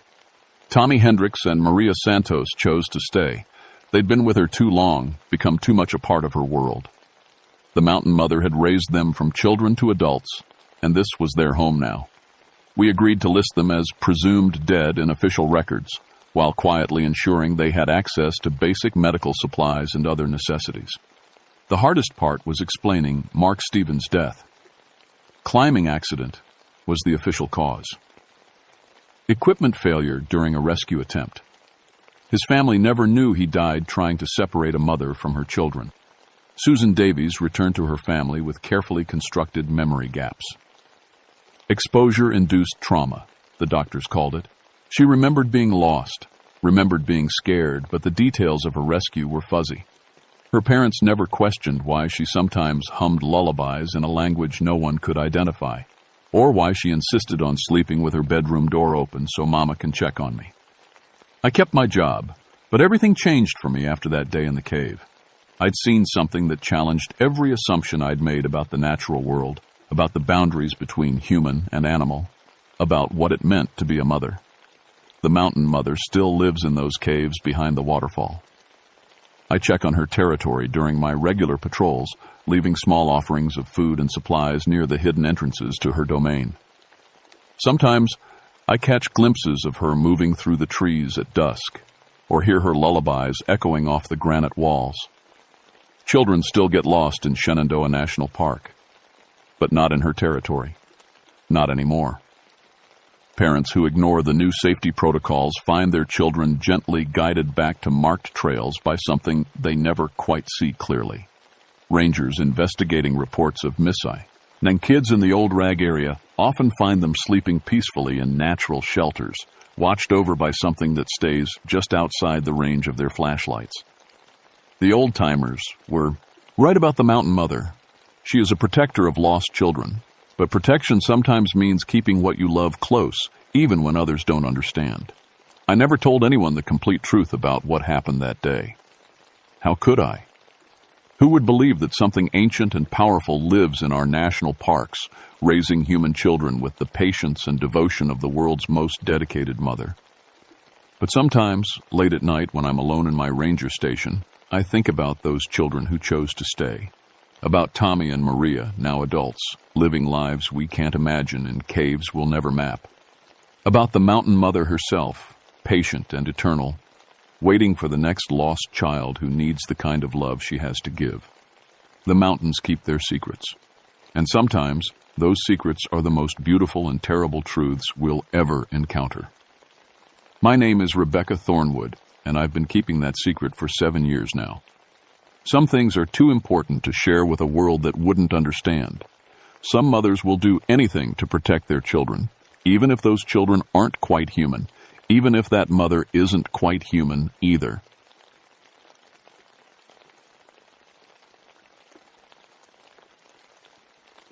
My name is Marcus Ironwood, but everyone calls me Mark. I've been a park ranger for 12 years now, working the Cumberland Gap area where Kentucky, Tennessee, and Virginia all come together. It's beautiful country, but it can be lonely. Real lonely. I was sitting in my office that August morning when the call came in. The heat was already pushing 90 degrees, and it wasn't even 9 o'clock yet.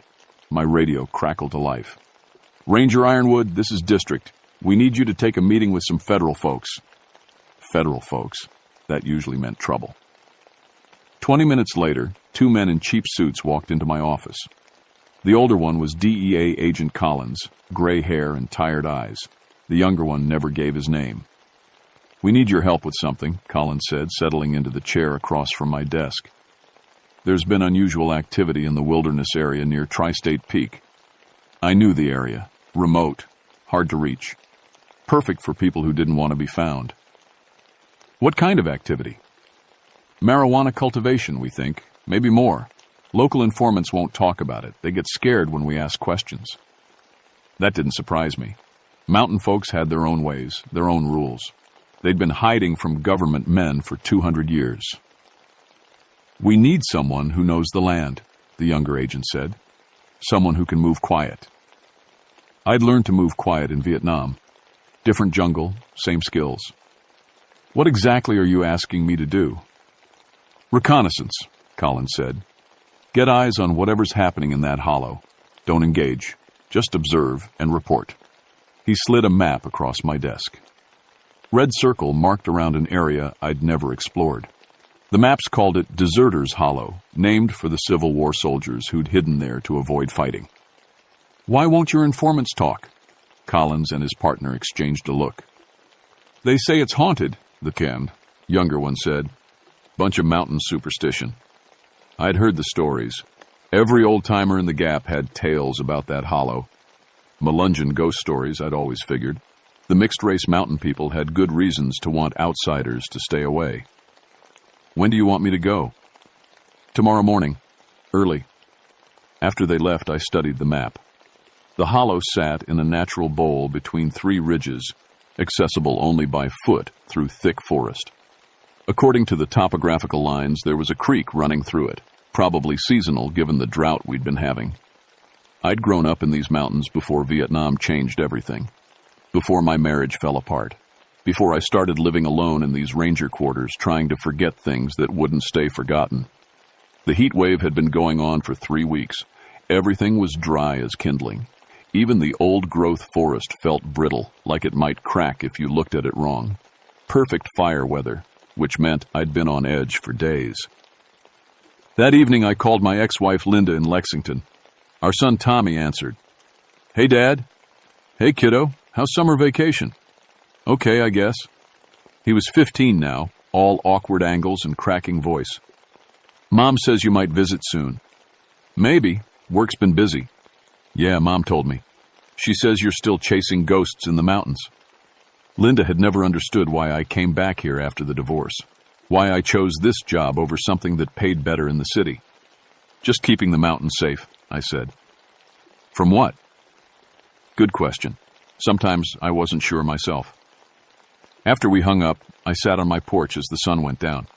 The heat had everyone's windows open, and I could hear families having dinner, kids playing. Normal sounds of normal people living normal lives. In the distance, heat lightning flickered over the mountains. No rain, just the promise of it. The air smelled like dust and dying leaves. I'd been having the dreams again lately, Vietnam dreams, the kind that left me sweating and confused about what year it was, the kind that made me check the locks twice before bed. Maybe that's why Collins thought I was right for this job. Maybe he could smell the war on me, recognize a fellow traveler in the dark places. I packed my gear that night, Water, compass, binoculars, camera, radio. Standard reconnaissance load. Light and quiet, just like Sergeant Morrison had taught us before we learned that the jungle had its own rules. As I was getting ready for bed, I noticed something odd. All the night sounds had stopped. No crickets, no owls, no rustling in the underbrush. Just silence, thick and heavy as the heat. I stepped outside and looked toward the mountains. In the distance, where Deserters Hollow lay hidden in its bowl of ridges, I could swear I saw a faint glow, like firelight, but steadier. Probably just heat lightning reflecting off something, or my imagination. But as I watched, the glow pulsed once, twice, then faded away. I left my cabin at 5 the next morning, before the heat could build. The trail to Tri-State Peak was an old one, probably used by Cherokee hunters before white settlers arrived. It wound through thick forest, following ridge lines and creek beds that had been dry for weeks. 3 hours in, I reached the overlook where I could see down into Deserters Hollow. Through my binoculars, it looked normal enough. Dense forest, a few clearings, the dry creek bed winding through the center. But there was something wrong with the light down there. It seemed thicker somehow, like looking through water. I found a game trail leading down into the hollow. Deer sign was old, maybe weeks. Even the animals were avoiding this place. The temperature dropped as soon as I entered the tree line. Not much, maybe 10 degrees, but enough to notice. My radio started crackling with static. "Base, this is Ranger Ironwood, beginning descent into target area." Nothing but static came back. I tried my compass. He needle spun lazy circles, couldn't find magnetic north. Equipment failure wasn't uncommon in these mountains. Mineral deposits could play hell with navigation gear. But my watch had stopped too. The second hand sat frozen at 8:23. I marked my entry point with a torn piece of shirt tied to a branch and continued down the game trail. The forest felt wrong, too quiet, too still. The trees grew closer together than they should, their branches weaving overhead like a ceiling. That's when I saw the first building. It sat in a clearing about 50 yards ahead, visible through the trees. A cabin, but not like the tourist reconstructions in the national park. This one looked lived in, fresh. Smoke was coming from the chimney. I approached carefully, using trees for cover. Through my binoculars, I could see details that made my skin crawl. The cabin was built in 1860s style, but the wood looked new. The stone chimney showed no weathering. Even the mud chinking between the logs looked fresh. A woman emerged from the cabin. She wore a long dress, the kind you'd see in Civil War movies. Her hair was pinned up under a bonnet. She carried a wooden bucket to what looked like a well. I checked my camera, made sure it was loaded with film. The DEA would want evidence of whatever operation was running here. But when I looked through the viewfinder, the cabin seemed to flicker. One moment it was there, solid and real. The next, it was just empty forest. I lowered the camera. The cabin was there again. The woman had disappeared. I moved closer, staying low. The clearing was maybe an acre, surrounded by forest on all sides. Besides the cabin, I could see other structures, a barn, a smokehouse, what looked like a blacksmith shop, and people, lots of people. Men in Confederate gray uniforms, but faded and patched. Women in long dresses and bonnets. Children playing with wooden toys. They moved around the settlement, going about their daily business like it was the most natural thing in the world. Like they'd been doing it for over 100 years. I tried the radio again. Still nothing but static. My watch was still stopped. But according to the sun's position, hours had passed. The light was all wrong for mid-morning. A horse whinnied somewhere behind me. I spun around, hand moving instinctively to where my sidearm would have been if I'd been carrying one. 3 men on horseback sat watching me from maybe 30 feet away. They wore Confederate uniforms and carried rifles. Old rifles. The kind that used paper cartridges and took forever to reload. But these rifles were pointed at me.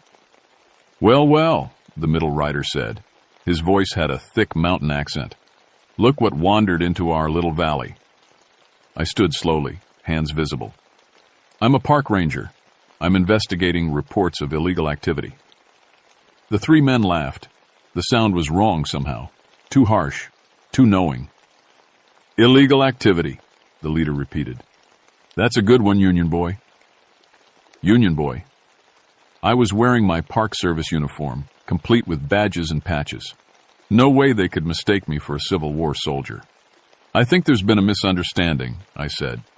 No misunderstanding, another rider said. This one was younger, maybe 20. He had fever-bright eyes and a hole in his jacket that looked like it had been made by a bullet. We've been expecting you. Expecting me? Captain Morrison said you'd be coming. Said you'd try to run like you always do. Captain Morrison. My sergeant in Vietnam had been named Morrison, but that was impossible. These men couldn't know about that. You're confused, I said. I'm not who you think I am. The leader spurred his horse closer. Up close, I could see that his uniform was wrong. The gray fabric looked too new, but it was cut with bullet holes. Dark stains that looked like old blood decorated the chest and sleeves. We know exactly who you are, Marcus Ironwood. The question is, do you know who we are? Before I could answer, and the world tilted. Not physically, but something deeper. Like reality itself had shifted a few degrees off-center. When my vision cleared, I was standing in the middle of the settlement. People surrounded me, all wearing clothes from the 1860s. Men, women, children. All staring at me with expressions that mixed curiosity and hunger. Welcome to Deserters Hollow, the mounted leader said. He'd dismounted and was standing right beside me. Population 43. Well, 44 now. I tried to step backward. My feet wouldn't move. What do you want? Same thing we've always wanted, he said. To go home. But home don't exist anymore, does it? So we make do with what we can find. A woman approached, carrying a cup of what looked like water. She was young, maybe 25, with dark hair and sad eyes. Drink, she said. You must be thirsty after your long walk. I was thirsty.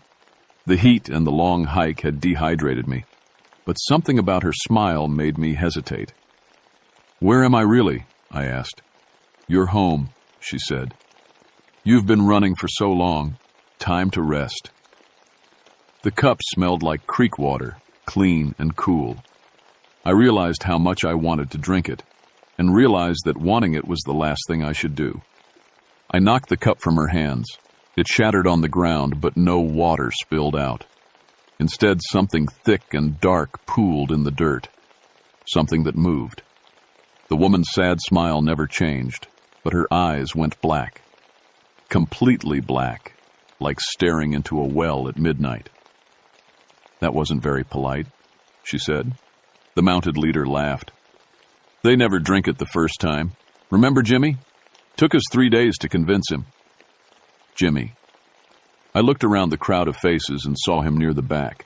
A young man in modern clothes, but they were faded and torn. He wore a DEA jacket and his hair was gray at the temples, even though his face looked 25. How long have you been here? I called to him. Jimmy stared at me with empty eyes. When he spoke, his voice was hollow, like an echo of an echo. 3 weeks, he said. Or maybe 30 years. Time works different here. The leader clapped me on the shoulder with a hand that felt too cold, too strong. Jimmy was just like you. Federal man, came sniffing around where he shouldn't. Took a while, but he came to understand. They always do. I tried to move away from his grip. My feet still wouldn't obey me. Let me go. Can't do that. You see, we got ourselves a problem. Been stuck in this valley since 1863 when we decided we'd had enough of dying for other men's causes. Deserted, they called it. Like wanting to live was something shameful. More people emerged from the buildings. Too many people for the size of the settlement. Men in various uniforms, Confederate, Union. Some I didn't recognize. Women in clothes from different decades. Children who moved too quietly and stared too long. We found this place during the war, the leader continued. Hidden valley where time moves slow. Perfect place to wait out the fighting. But time got stuck. And so did we. A little girl tugged at my sleeve. She wore a dress from the 1950s and carried a doll with no face. "Are you going to stay and play with us?" she asked. I looked down into her eyes. They were the same bottomless black as the woman's. "For how long?" "Forever and ever," she said, and giggled. The crowd pressed closer. I could feel their hunger now, a physical thing that made my skin crawl. They wanted something from me, something important. "What happens if I stay?" "You join us," the leader said. "Add your time to ours. Help us maintain the bubble that keeps this place real." "And if I leave?" "You can't leave. Not anymore. Soon as you set foot in our valley, you became part of it. Only question is whether you do it willing or we make you." I tested my feet again. Still wouldn't move. But I could feel sensation returning to my toes, like circulation coming back after sitting too long. "There has to be a way out." "Only one way," Jimmy said from the back of the crowd. "But you won't like it." The leader shot him a sharp look. "Shut up, Jimmy." "What way?" I pressed. Jimmy's empty eyes focused on me for just a moment. In that moment, I saw desperation, pain, and something that might have been hope. "Fire," he whispered. "Fire breaks the—" His words cut off as the leader gestured. Jimmy's mouth kept moving, but no sound came out.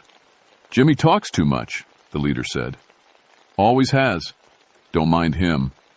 Fire. I thought about the drought, the dry forest, the heat lightning I'd seen the night before. Fire could work, but it would burn everything, including me. The little girl was still tugging on my sleeve. "Will you teach me songs?" she asked. "The last man knew pretty songs. He sang them while he cried." "What happened to him?" "He got old," she said matter-of-factly. "They always get old. But we stay the same." I looked around at the faces surrounding me. Some looked like they'd been here for years. Others seemed fresher, newer. All of them had those black, hungry eyes. "How many people have you trapped here?" "Not trapped," the woman with the broken cup said. "Rescued. Saved from time and change and death." "Jimmy's been here 3 weeks and he looks 50. "Time moves different for everyone," the leader explained. "Depends on how much you fight it. Jimmy fought hard, real hard. Cost him." The sensation was returning to my legs now. Whatever was holding me was weakening. Maybe because I wasn't drinking their water, maybe because I wasn't giving in to despair. Or maybe they were just playing with me. "I need to think about this," I said. "Course you do. That's natural. Tell you what, why don't you rest up in one of our cabins? Get some food in you, wash the trail dust off. We'll talk more tomorrow." Tomorrow? In a place where time didn't work right? What did tomorrow even mean? The crowd parted to let me walk.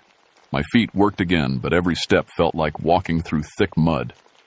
The settlement around me flickered occasionally, showing glimpses of empty forest underneath the buildings. They led me to a small cabin near the edge of the clearing. Inside, it was furnished like a Civil War-era home. But some of the details were wrong. Electric outlets with no electricity. A telephone with no wires. Modern items trying to disguise themselves as period furniture. "Rest now," the woman said. "Tomorrow we'll show you how nice it can be here. How peaceful." After they left, I tried the door. It opened easily, but when I looked outside, the settlement was gone. Just trees and shadows and that wrong, thick light.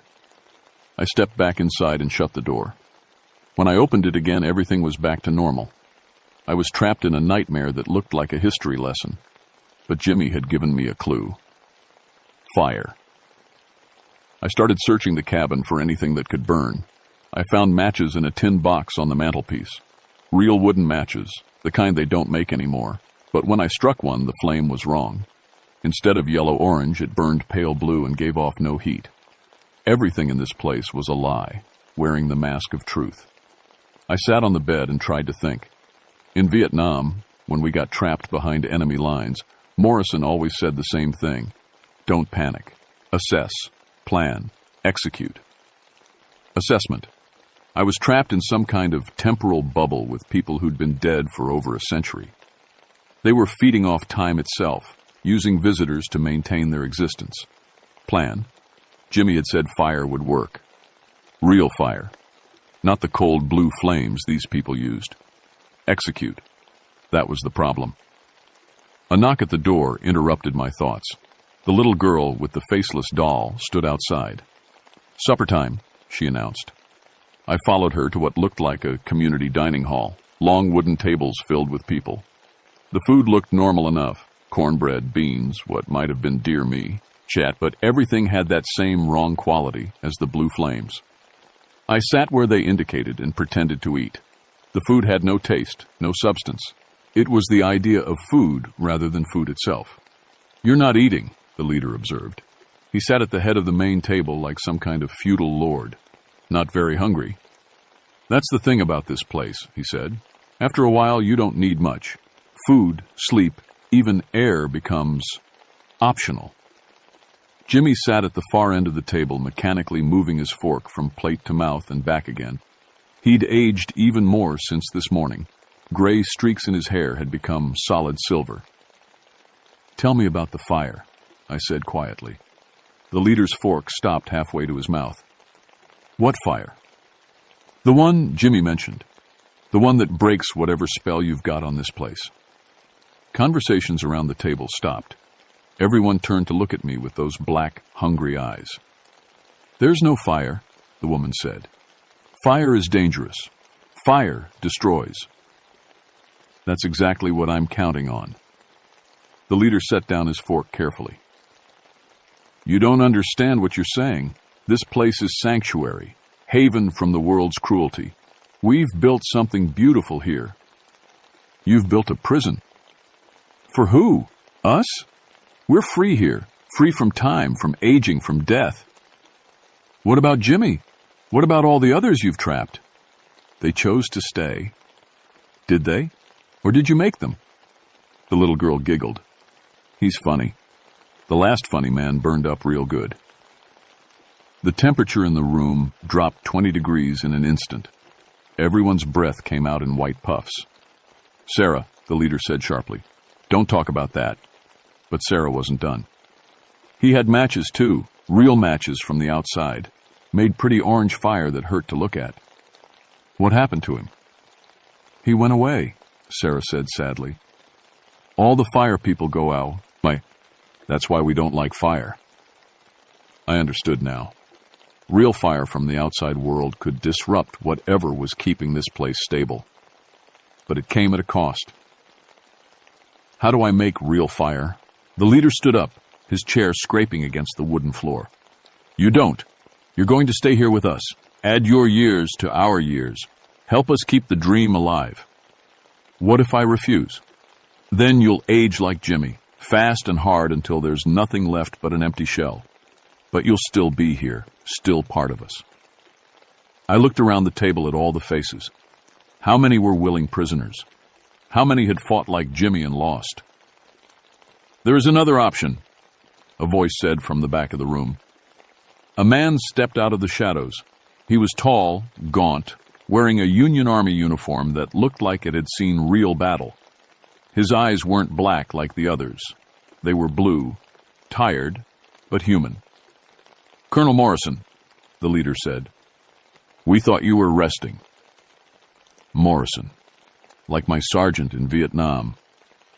But this man was older, from a different war entirely. "I've been resting for 120 years, Morrison said. "I think that's long enough." He walked to my table and sat down across from me. "You're not the first, Marcus, they've tried to trick. There have been others over the years. Other soldiers from other wars. What happened to them?" "Same thing that'll happen to you if you don't get out of here. They become part of the collective. Add their time, their memories, their pain to the pool that keeps this place running." The leader was moving toward us now, along with several others. But Morrison held up a hand and they stopped. "I outrank you, Lieutenant. I always have." The leader's face twisted with rage, but he stepped back. Morrison leaned across the table. "Listen carefully. This place feeds on temporal displacement. Every person who enters adds to its power. But there's a way to reverse the flow." "How?" "Sacrifice. Someone has to stay behind and burn it down from the inside. Use real fire to destroy the foundations that hold the time bubble to get her. That's suicide. Yes, but it's the only way to free everyone else. The only way to make sure this trap never catches anyone again. I thought about Jimmy, aging decades in weeks. About all the other faces around the table, all the other people who'd wandered into this place and never left. About my son Tommy, who was still young enough to believe his father might be a hero. I'll do it. Morrison nodded grimly. I figured you would. You've got that look. Same look I had when I realized what had to be done. But you didn't do it. No, I was a coward. Told myself I could find another way, that someone else would come along who was stronger. He looked around the room at all the trapped faces. Been telling myself that for over a century. I pulled out my matchbook. The matches looked normal, but I knew they'd burn cold and blue like everything else in this place. These won't work, will they? No, but I've got something that will. Morrison reached into his jacket and pulled out a small leather pouch. Inside was a single wooden match, but this one was different. It seemed to glow with its own light, warm and orange. Real fire, he said. From the real world. I've been saving it for when I finally got the courage. Where did you get it? From the last man who tried to burn this place down. He dropped it when the flames took him. I've been carrying it ever since, waiting for someone brave enough to use it. The leader and his followers were getting agitated. They pressed closer, but something about Morrison kept them at bay. Here's what you need to know, Morrison said quickly. Once you light that match, you'll have maybe 5 minutes before the temporal field collapses completely. Anyone still in the valley when that happens will be released back to their proper time. But whoever's holding the flame burns with it. Yes. I took the match. It felt warm in my palm, like holding a piece of sunshine. There's another way, the woman pleaded. Stay with us. Be happy. Be at peace. I thought about peace. About my nightmares from Vietnam, my failed marriage, my son who barely knew me. Maybe peace wasn't such a bad thing. Then I looked at Jimmy, hollow-eyed and aging, and knew that this wasn't peace. It was surrender. I'm sorry, I said, and struck the match. The match flared with brilliant orange flame, and the entire world screamed. Not a sound exactly, but something deeper. Like reality itself was crying out in pain. The flame burned hot and true, casting shadows that danced and writhed like living things. The settlement around me began to flicker more rapidly. Buildings appeared and disappeared. People faded in and out of existence. The only constant was the flame in my hand and the growing heat that spread from it. Stop! The leader shouted. His Confederate uniform was smoking now, the fabric turning to ash at the edges. You don't know what you're doing. But I did know. For the first time since entering this place, I knew exactly what I was doing. I walked to the center of the dining hall and touched the flame to a wooden beam. The fire spread instantly, hungrily, consuming the false reality that surrounded us. But this wasn't normal fire. It burned through time itself, unraveling the web that held the temporal bubble together. The people around me were changing. The black hunger in their eyes was fading, replaced by confusion, then relief, then terror, as they remembered who they really were and how long they'd been trapped. Thank you, Morrison said. His Union uniform was burning away, revealing the man underneath. Young again, maybe 25, with hope in his eyes for the first time in over a century. Tell my Mary, if you make it out, tell her I finally came home. Then he was gone, not burned, but simply released, fading like smoke into whatever waited beyond this place. The fire was spreading faster now. I could feel it in my bones, in my blood. The match had burned down to my fingers, but I couldn't feel pain anymore, only warmth and a strange kind of peace. Jimmy appeared beside me, looking younger with each passing second. The entrance, he gasped. Follow the creek bed. It leads to a gap in the ridge. You might still have time. What about you? I'm already gone, he said, and smiled. The first real smile I'd seen in this place. Been gone for 3 weeks. This is just borrowed time. He faded away like the others, released back to whatever fate awaited him. The building around me was collapsing now, but not into rubble, into emptiness, into the truth of what this place really was. Just an empty hollow in the mountains where time had gotten tangled and twisted. I ran for the door, my clothes smoking, my skin burning. The match was gone, but the fire it had started was inside me now, consuming the temporal bonds that held me to this place. Outside, the settlement was dissolving. Buildings melted like ice in summer heat. The people were gone, all of them, released to their proper times and fates. The only sound was the roar of impossible fire eating through the fabric of trapped time. I found the creek bed and followed it, running uphill as the hollow collapsed behind me. The fire was catching up, or maybe I was turning into fire myself. Hard to tell the difference anymore. The gap in the ridge appeared ahead of me, a narrow opening between two massive boulders. I threw myself through it just as the world behind me exploded into orange flame and released time. I hit the ground rolling on the other side in normal forest under normal sky. My watch was working again. 2:47 p.m. The radio crackled with static, then cleared. "Ranger Ironwood, this is Base. Please respond." I keyed the microphone with shaking hands. "Base, this is Ironwood. I'm okay. Thank God. You've been missing for 6 hours. We were about to send a search team." 6 hours, not days or weeks or decades. Just 6 hours. I looked back at the gap in the ridge. There was nothing there now but empty forest and afternoon shadows. No hollow, no settlement, no trace that anything had ever existed in that space. But I could still smell smoke on the wind. I retired from the Park Service 3 months later, took my pension, and moved to Lexington to be closer to Tommy. Started teaching him about the mountains, about their beauty and their dangers. Sometimes, on quiet nights, I dream about Deserters Hollow, about the people I helped free and the price that freedom cost, about Morrison and Jimmy and all the others who'd been trapped in that bubble of twisted time. The official report said I'd gotten lost in the heat and suffered from dehydration-induced hallucinations. The DEA never found any marijuana operation. The area was eventually declared off-limits due to unstable geological conditions. But sometimes, when I'm driving through the mountains with Tommy, he'll point to a distant ridge and ask, "What's over there, Dad?" And I'll tell him, "Nothing, son. Nothing at all." Because some places are better left empty. Some fires burn so hot they leave nothing behind but clean earth and the promise that no one will ever be trapped there again. The hollow men are gone now, all of them. Free to find whatever peace waits beyond the boundaries of time and memory. And sometimes, that's the best ending you can hope for.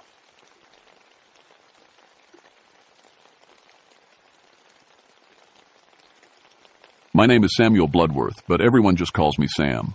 I've been a park ranger for 11 years now, working up here in the Black Mountains of North Carolina. People think being a ranger means I just drive around in a truck all day, maybe help some lost hikers find their way back to the trail. But the truth is, I do a lot more than that. I used to be an Army medic, so the Park Service keeps me busy with what they call disease vector control. That's a fancy way of saying I make sure sick animals don't spread their problems to people. It was late August in 1970 when everything started going wrong. The weather had been hot and sticky for weeks, the kind of humid air that makes your clothes stick to your skin even when you're just sitting still. I was stationed up near Mount Mitchell, the highest peak east of the Mississippi River. Most folks don't know that, but it's true. Up there, the air gets thin and the fog rolls in thick as cotton. On a clear day, you can see for miles. On a bad day, you can't see your own hand in front of your face. I lived alone in a small cabin about 2 miles from the weather station. My wife, Margaret, died from cancer 3 years before, and our daughter, Jenny, was staying with her grandmother in Asheville for the summer. The quiet didn't bother me much anymore. After 11 years of watching over these mountains, I'd gotten used to the sounds, wind through the spruce trees, the call of ravens, the distant rumble of thunder rolling through the valleys. The mountains had their own rhythm, their own heartbeat. I knew when something was off. That morning I was driving my usual patrol route when I spotted the first dead deer. It was lying beside the trail that leads up to the old settlement ruins, about 3 miles from my cabin. Nothing unusual about finding a dead animal in the woods. Happens all the time. But when I got out to take a look, something felt wrong. The deer wasn't torn up like it would be if a bear or mountain lion had gotten to it. There were no bullet wounds, no obvious injuries at all. It just looked like it had laid down and died. Its eyes were still open, staring up at the trees with a glassy look that made my skin crawl. I'd seen plenty of death during the war and in my years as a ranger. This felt different. I loaded the deer into my truck and drove to the ranger station to call it in. My supervisor, Bill Henderson, had been working these mountains longer than anyone. When I described what I'd found, he was quiet for a long moment. "How many years you been up there now, Sam?" he asked. 11 this October. "Then you know animals die all the time. Could be anything. Disease, old age, poison berries." But I could hear something in his voice. Bill knew these mountains better than anyone, and he sounded worried. "I want you to keep an eye out for more," he said. "And Sam, if you find any more dead animals, don't touch them with your bare hands. Use gloves, bag everything up proper. We might need to send samples to the state lab." "You think it's something serious?" Bill was quiet again. Then he said, "These mountains got a long memory, Sam. Sometimes things come back around." I didn't know what he meant by that, but I followed orders. Over the next 3 days, I found 6 more dead animals. 3 deer, 2 black bears, and a raccoon. All of them had that same peaceful look, like they'd just decided to lie down and stop breathing. No wounds, no signs of struggle, just death. On the 4th day, I got a call from the state health department. They were sending someone up to investigate reports of sick hikers in the area. 2 people had been taken to the hospital in Asheville with what the doctors were calling unknown neurological symptoms. Both had been hiking near Mount Mitchell all the week before. The woman they sent was Dr. Rachel Kim, an epidemiologist from the CDC. She was young, maybe 30, with short black hair and serious eyes behind wire-rimmed glasses. She showed up at the ranger station driving a white government sedan that looked completely out of place on our mountain roads. "Ranger Bloodworth," she said, getting out of her car, "I'm here about the animal deaths and the sick hikers." I helped her load her equipment into my truck, boxes of sample containers, testing gear, and a cooler full of ice packs. As we drove up toward Mount Mitchell, I told her about the animals I'd found. "Any pattern to the locations?" she asked, making notes in a small notebook. "All within about a 5-mile radius of the old settlement ruins," I said. "Place called Whitmore Hollow. Been abandoned since the 1870s. She looked up from her notebook. "What happened there?" "Some kind of sickness, from what I heard. Killed most of the people living there. The survivors just packed up and left." Dr. Kim was quiet for a moment, staring out at the misty mountains. "How often does this happen? Animals dying like this?" "Never seen anything like it," I said. "But Bill Henderson, he's been here longer than anyone. He said something about things coming back around." "What did he mean?" I shrugged. "Don't know. Bill doesn't talk much about the old days."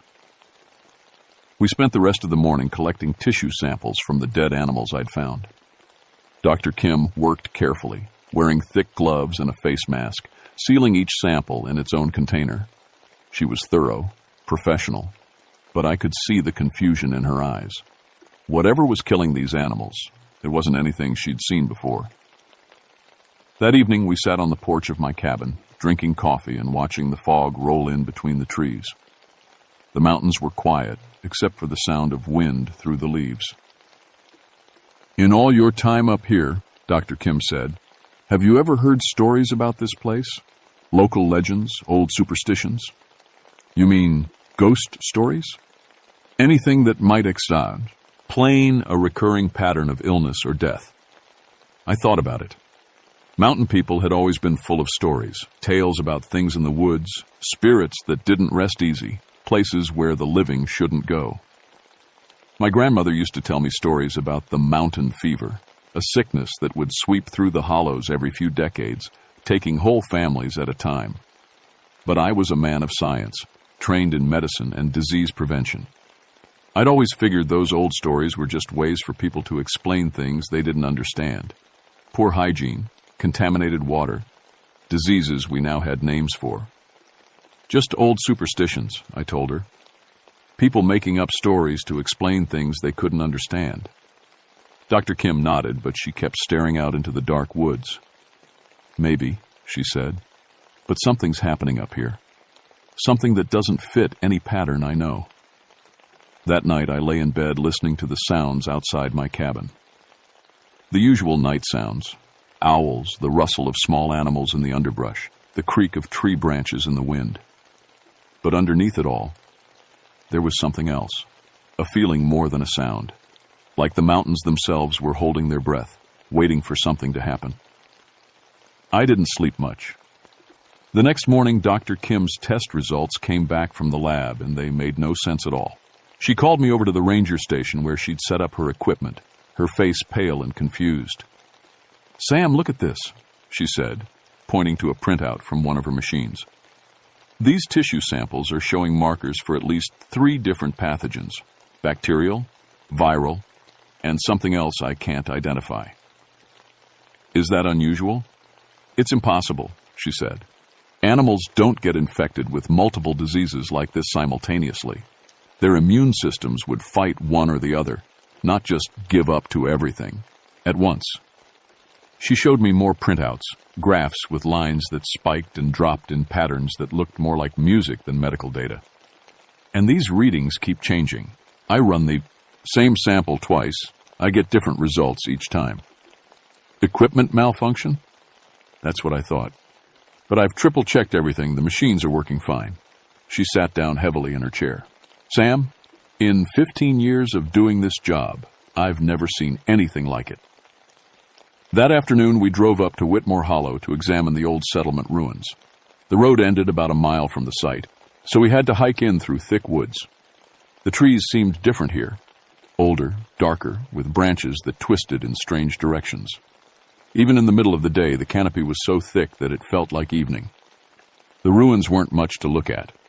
A few stone foundations, the remains of what might have been a church, some old gravestones so weathered you couldn't read the names. But there was something about the place that made my skin crawl. The air felt heavy, oppressive. No birds sang. No insects buzzed. Even our footsteps seemed muffled, like the ground was swallowing up the sound. "This is where all the dead animals were found?" Dr. Kim asked. "Within a few miles, yeah. The deer yesterday was right over there beside that old foundation." She was taking pictures, making notes, collecting soil samples. Professional, as always. But I could tell the place was getting to her, too. She kept looking over her shoulder like she expected to see someone watching us. We spent about an hour documenting the site. As we were getting ready to leave, Dr. Kim found something that made her stop cold. Hidden under a pile of old stones was a metal box, green with age but still intact. Inside was a leather journal, its pages yellow and brittle but still readable. "Property of Dr. James Whitmore," she read from the first page. "Medical observations, Whitmore Hollow, North Carolina, 1873. We carefully carried the journal back to the ranger station.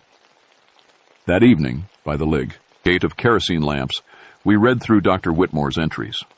What we found made my blood run cold. The first entries were normal medical notes. Births, deaths, common illnesses.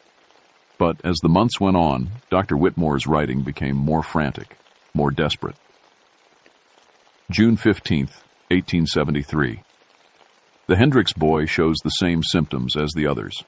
Fever, followed by what can only be described as waking dreams. He speaks of seeing his dead grandfather, claims the old man is calling to him from the woods. I have administered laudanum, but his condition worsens. June 20th, 1873. 7 more cases today, all showing identical progression. Fever, hallucinations, then a peaceful death that comes too easily, as if they welcome it. Mrs. Patterson spoke of beautiful music calling her home. Her husband found her walking toward the woods in her nightgown at 3 a.m. July 2nd, 1873.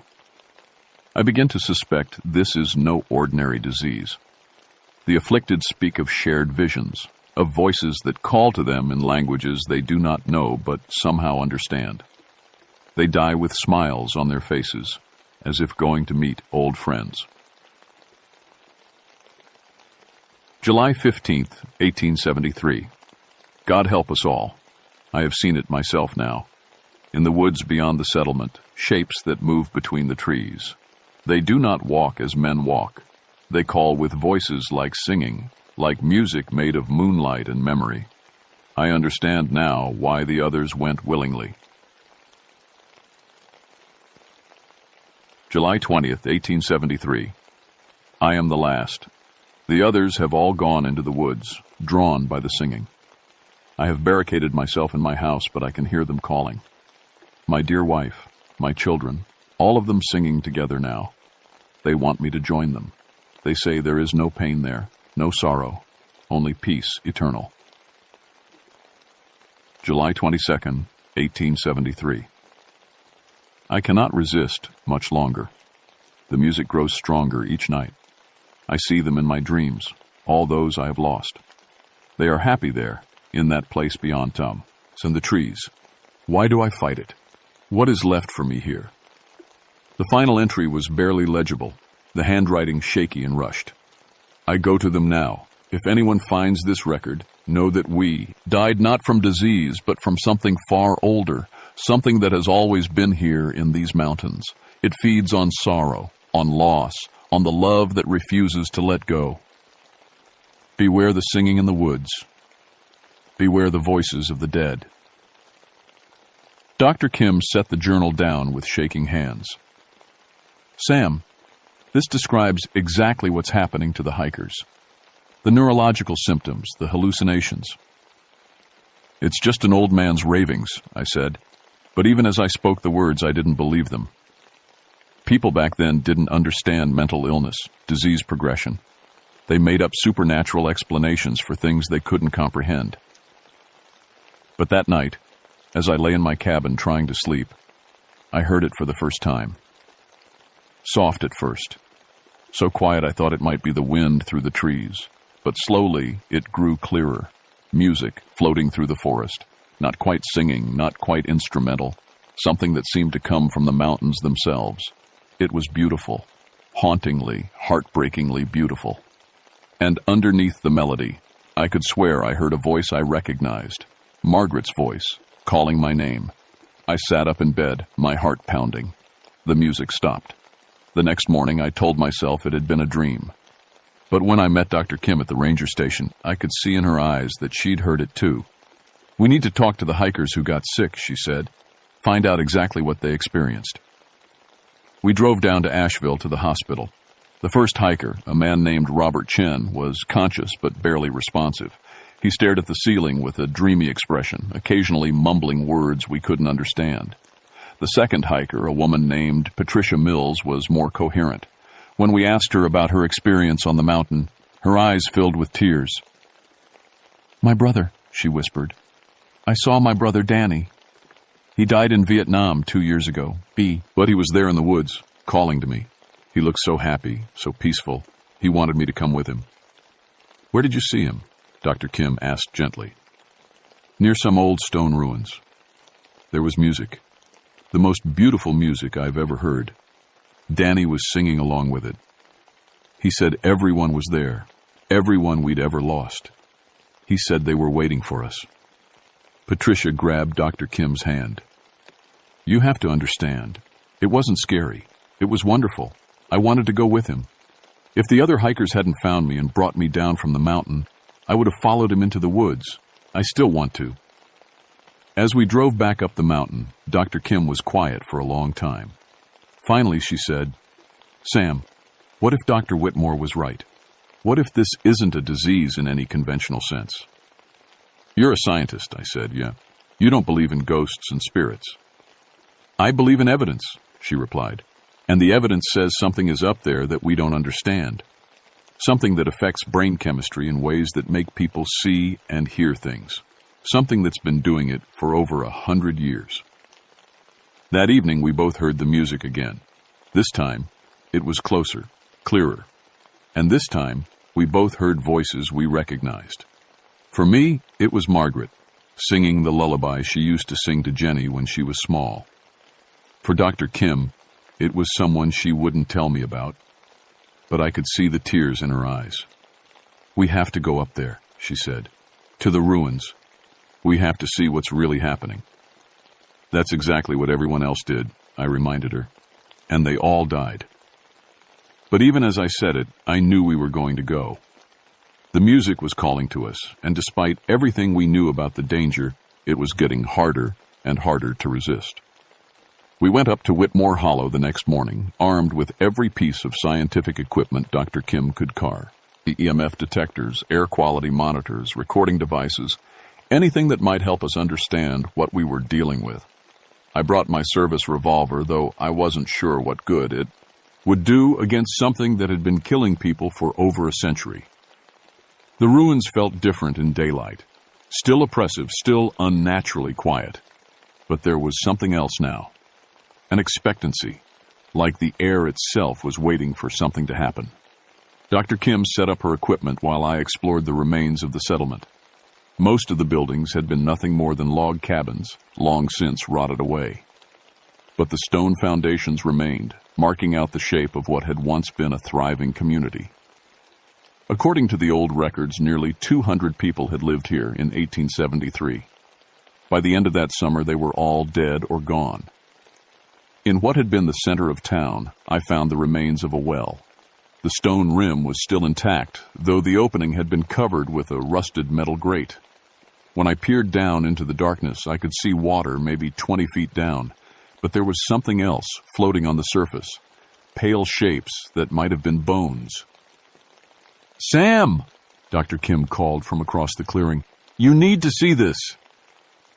She was crouched beside her EMF detector, frowning at the readings. "This doesn't make sense. I'm getting massive electromagnetic disturbances, but they're not constant. They pulse, like a heartbeat." As she spoke, the needle on her device jumped wildly, then settled back to normal. A few seconds later, it happened again. The pattern was regular, rhythmic, like something breathing. "Could be underground minerals," I suggested. "Iron deposits, maybe." "Maybe," she said, but she didn't sound convinced. "Sam, I want to stay here tonight. Set up monitoring equipment. Record whatever happens after dark." "That's not a good idea. Everyone who's spent the night up here has either died or disappeared.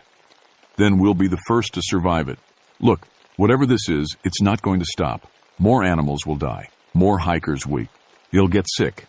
We need to understand it if we're going to fight it." I wanted to argue, but I could see the determination in her eyes. And if I was honest, I wanted answers too. The music I'd been hearing, Margaret's voice calling to me. I needed to know if it was real or if I was losing my mind. We spent the afternoon setting up camp in one of the more intact stone foundations. Dr. Kim arranged her monitoring equipment in a circle around our sleeping bags, while I gathered firewood and checked my radio. The static was worse than usual, but I managed to get through to the ranger station to let them know where we were. As the sun set behind the mountains, the temperature dropped fast. Mountain nights are always cold, even in summer, but this felt different. It wasn't just the absence of warmth.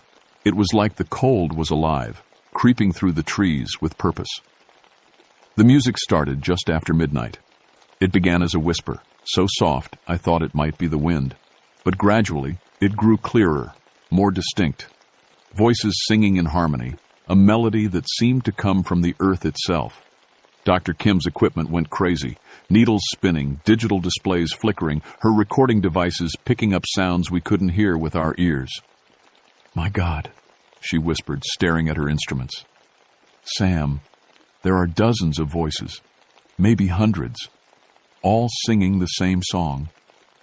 I could hear it now, too, and it was exactly as Patricia Mills had described. Beautiful beyond words, hauntingly sad but somehow comforting. And underneath the melody, I could make out individual voices. Margaret's voice, clear as day, singing the lullaby she'd hummed while cooking dinner or folding laundry. "Don't listen too closely," I warned Dr. Kim. "That's how it gets you." But it was already too late. She was standing now, her face turned toward the dark woods, tears streaming down her cheeks. Misha. Elle, she whispered. Oh, Michael, I'm so sorry. Who's Michael? I asked. But she didn't answer. She was walking toward the tree line, drawn by the music like metal to a magnet. I grabbed down. Her arm pulled her back. No, you have to fight it. Remember what happened to the others. She blinked, shook her head as if waking from a dream. My brother, she said. Michael was my brother. He died when I was 12. Drowned in a lake while I was supposed to be watching him. I heard his voice, Sam. He was calling to me. The music was getting louder, more insistent. And now we could see lights moving between the trees, soft, pale lights that bobbed and swayed like lanterns carried by invisible hands. But they weren't lanterns. As they drew closer, we could see they were human shapes, translucent and glowing, walking through the forest as if the trees weren't there. The equipment, Dr. Kim gasped, pointing at her devices. Look at the readings. Every needle was buried in the red zone. Her digital thermometer showed the temperature dropping rapidly. 50 degrees, 40, 30.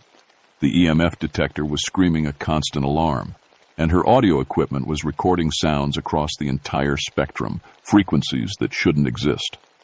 The glowing figures were at the edge of the clearing now. Men, women, children, all dressed in clothing from different time periods. Some wore the simple work clothes of 1870s mountain folk. Others were dressed like hikers from more recent decades. All of them were singing, their voices blending into that impossibly beautiful harmony. And in front of them all, I saw her. Margaret, looking exactly as she had the day she died. No longer wasted by cancer, but healthy and whole and smiling. She held out her hand to me. Come home, Sam, she said, her voice cutting through the chorus like a knife through silk. Jenny's here too. We're all here, waiting for you. Behind her, I could see other faces I recognized. My parents, who'd died when I was young. Soldiers I'd served with in the war. All of them happy, peaceful, free from pain. It was not real, I told myself, but my feet were already moving toward them. It's some kind of hallucination, a neurological effect. Dr. Kim grabbed my arm. Sam, no, look at the data. Whatever these things are, they're affecting local space-time, the temperature readings, the electromagnetic fields. This is real. They're really here. But I could barely hear her over Margaret's voice.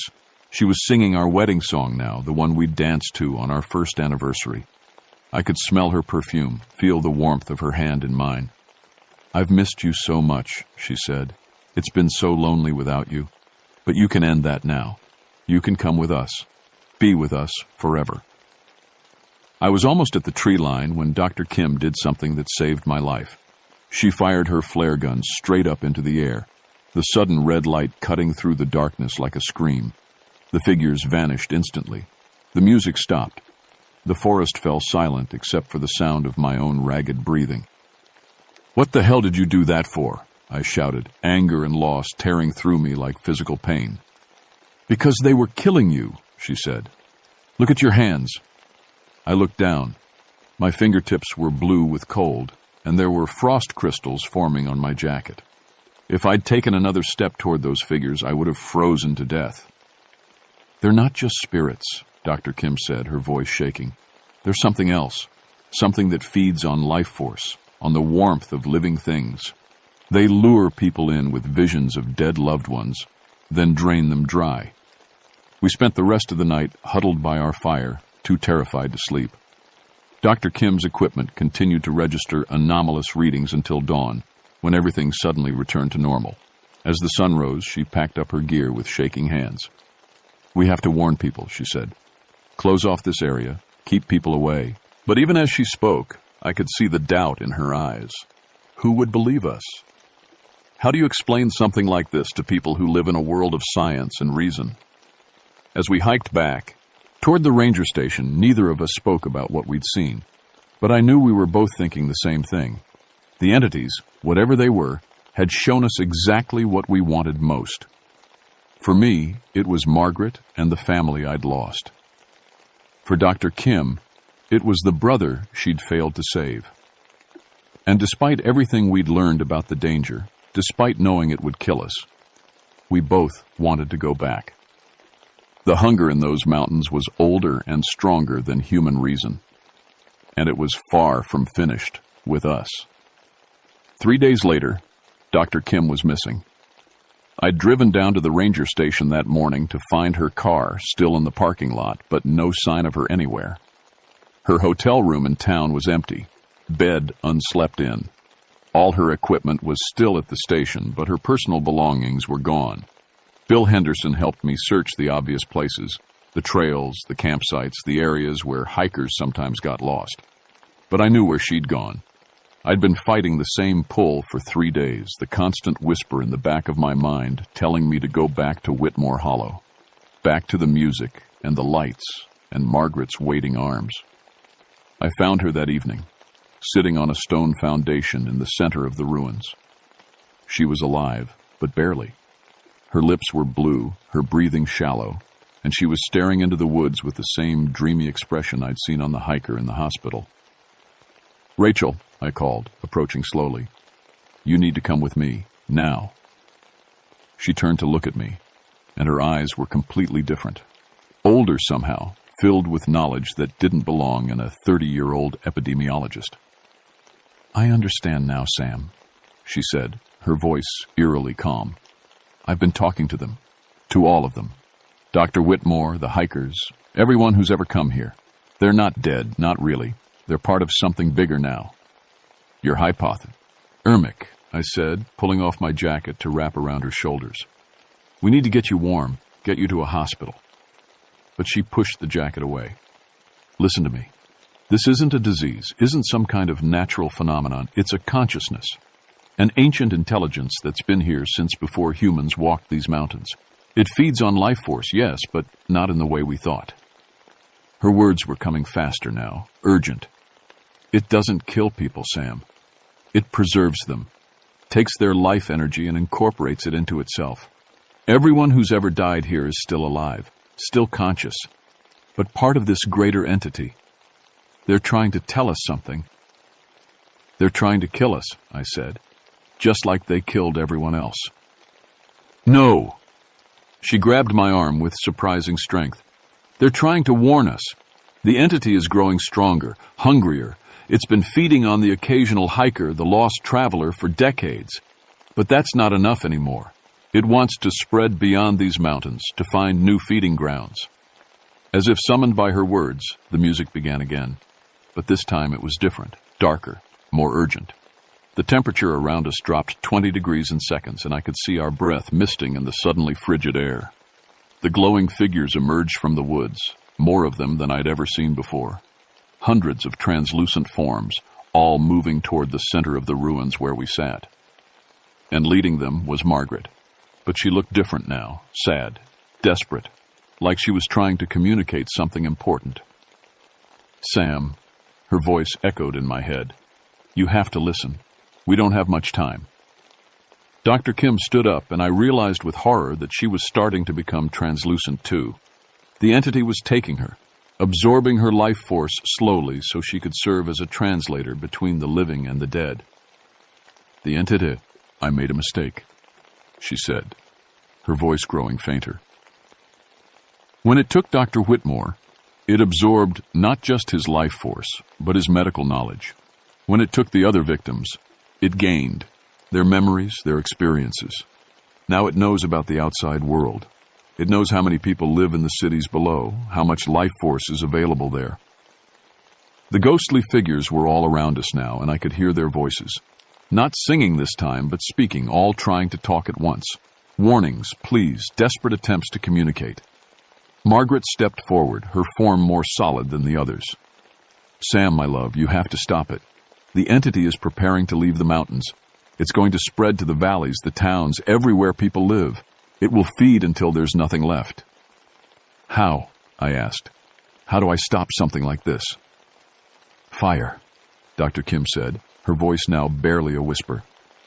"The entity is tied to this place, to the physical remains of its victims. If you can destroy the focal point, the well in the center of town, you can trap it here, permanently." I looked at the old well, its stone rim now glowing with the same pale light as the spirits.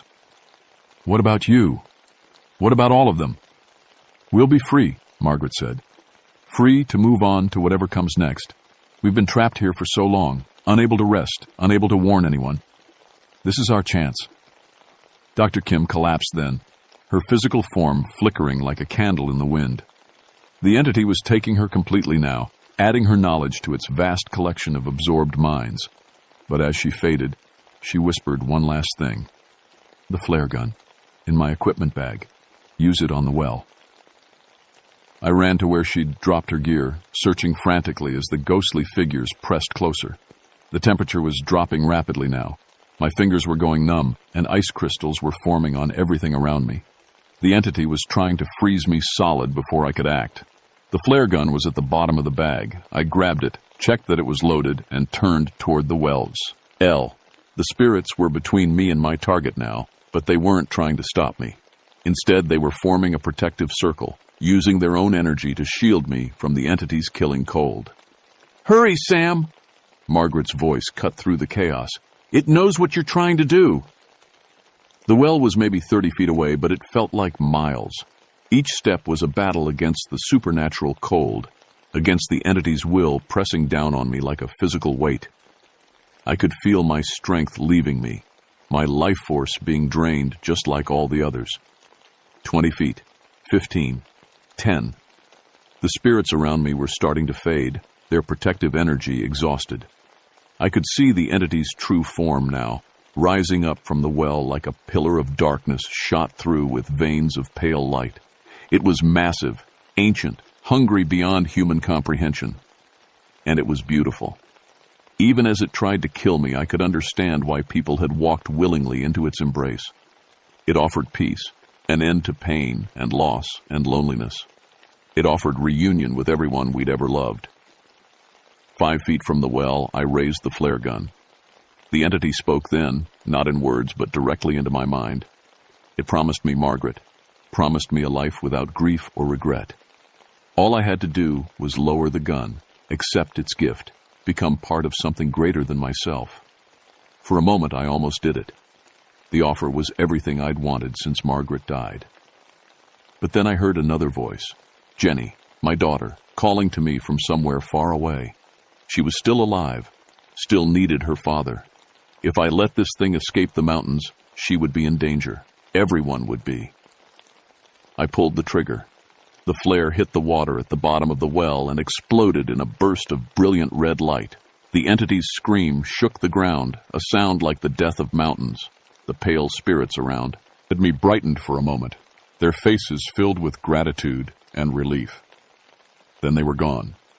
All of them, including Margaret. But as she faded, she smiled and mouthed the words, "Thank you." The ancient intelligence collapsed back into the well, its form dissolving into smoke and shadow. But I could feel it wasn't destroyed, just contained, trapped again in the place where it had always lived. The focal point was broken, its connection to the outside world severed. But the hunger remained. It would always remain, waiting in the deep places of the mountains for the next unwary traveler to hear its song.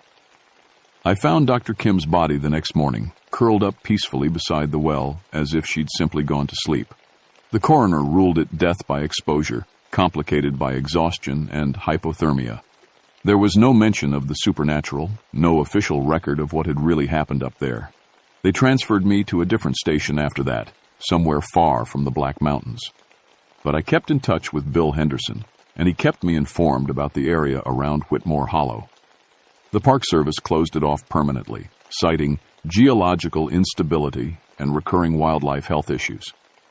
They put up warning signs and barriers, but I knew those wouldn't be enough to keep everyone out.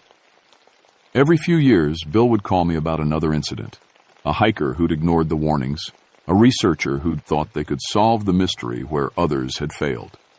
They always found the bodies eventually, peaceful and unmarked, lying near the old well. And the survivors, when there were survivors, always told the same story. Beautiful music in the woods, voices of dead loved ones calling them home. I retired early and moved to Florida, as far from the mountains as I could get. But I still dream about that place sometimes. about Margaret's voice singing in the darkness, about the lights moving between the trees, about the ancient hunger that waits in the deep places of the world, patient and eternal. Jenny's grown now, with children of her own. I've never told her what really happened to her mother or why I left North Carolina so suddenly. Some knowledge is too dangerous to pass on, but I watch the news and sometimes I see stories that make my blood run cold. Missing hikers in remote areas, unexplained deaths in wilderness regions, reports of strange music heard in the woods at night. The entity in Whitmore Hollow is contained, but it's not the only one. There are old hungers in wild places all over the world, things that have been feeding on human life since our species first learned to walk upright. Most of them sleep, dreaming in the depths of caves or at the bottom of dark lakes, but sometimes they wake up hungry, and when they do, they sing. 3 months ago, Jenny called to tell me she was planning a hiking trip with her family. The Appalachian Trail, she said. She wanted to show her kids the mountains where their grandfather had worked. I told her to choose a different trail, any other trail. And when she asked why, I said what my grandmother used to say when she told stories about the mountain fever. Some hungers are too old and too strong to ever truly end. Best to just stay away from where they sleep. She laughed and said I was getting paranoid in my old age. But she changed her plans anyway. Maybe something in my voice convinced her, or maybe she just remembered enough of her mother's stories about the old mountain superstitions. I hope she never finds out which one it was, because late at night, when the wind is blowing just right, I can still hear the music calling from somewhere far away. And sometimes, just sometimes, I hear Margaret's voice mixed in with the melody, warning me that the hunger never truly dies. It just waits. My name is William Riversong, but most folks just call me Will. I've been a forest ranger here in the Cherokee National Forest for 6 years now, and I thought I knew these mountains like the back of my hand. Boy, was I wrong. It was October 1955, and the leaves were just starting to turn. Red and gold covered the hills like a blanket, and the air had that crisp bite that made you want to breathe deep. I was stationed up at the fire tower on Unicoi Mountain, about 20 miles from the nearest town. My job was simple: watch for smoke, check on hikers, and make sure nobody got lost in the wilderness. I should tell you something about myself that matters for this story. My grandmother was Cherokee. She died when I was 12, but before that, she filled my head with old stories about these mountains. Stories about the Nunehi, the immortal ones who lived in the hills and helped lost travelers. They sing to guide people home, she used to say, but only the worthy can hear their songs. Back then, I figured it was just make-believe. Stories to teach kids to respect nature. I was wrong about that too. My wife Sarah was Cherokee too, a school teacher down on the reservation. We'd been married just 8 months, and she was expecting our first baby. Every night I'd climb down from that tower and call her on the phone line that ran from my cabin to town. "Any singing in the hills today?" she'd tease. "Just the wind," I'd always answer back. The morning everything changed, started like any other. I climbed the 120 steps to the top of my tower, checked the radio equipment, and scanned the horizon with my binoculars. The forest stretched out in all directions, thousands of acres of oak and pine, with little streams cutting silver lines through the valleys. Around 10 o'clock, the phone rang. It was Sheriff Morrison from town. "Will, I need your help," he said, and I could hear the worry in his voice. "Got 5 hunters who didn't come back from their weekend trip. They were supposed to be back in Knoxville yesterday night." "Where were they hunting?" I asked, already reaching for my map. "Somewhere up near Bald Mountain. Group of lawyers from the city. They rent the same cabin every year. Problem is, we got that early snow 2 days ago. They might be stuck up there." I looked out my window at the white patches on the higher peaks. The weather had turned fast. Sunny and warm on Friday, then 6 inches of snow by Saturday night. It happens sometimes in these mountains, but not usually this early. "I'll head up there this morning," I told him. "Any idea which trails they were using?" "That's the thing, Will. Nobody's seen hide nor hair of them. Their car's still at the cabin, but their gear's gone. It's like they just walked into the woods and disappeared." After I hung up, I felt that first little chill. Not from the cold, from something else. In 6 years of ranger work, I'd found plenty of lost hikers. Usually they stayed close to the trails, got turned around, and ended up walking in circles. But experienced hunters from the city, they should have known better. I packed my gear: first aid kit, rope, extra food, and my grandmother's old compass. She'd given it to me when I was 16, right before she died. "This will always point you toward home," she'd said, "even when you don't know where home is." The hike up to Bald Mountain took 3 hours. The trail was muddy from the melted snow, and I could see boot prints heading off into the thick woods. 5 men, just like Sheriff Morrison said. But here's what bothered me.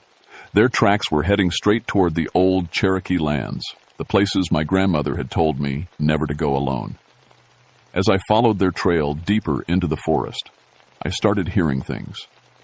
No, Ati voices exactly, but something like singing, soft and far away, like it was coming from the hills themselves. I stopped and listened, but every time I tried to focus on it, it faded away. The trees were different here too, thicker, older, with bark that looked almost black. And there were flowers blooming, bright blue and white ones that shouldn't have been growing in October. My grandmother had told me about flowers like these. "They only bloom where the Nunnehi walk," she'd said. But I shook off those old thoughts. I had a job to do. 5 men were missing, and their families were probably worried sick. Whatever I was hearing, whatever I was seeing, it could wait. I had to find those hunters before dark. The singing got louder as I walked deeper into the woods, and that's when I knew this wasn't going to be like any other rescue I'd ever done. The hunters' tracks led me off every trail I knew.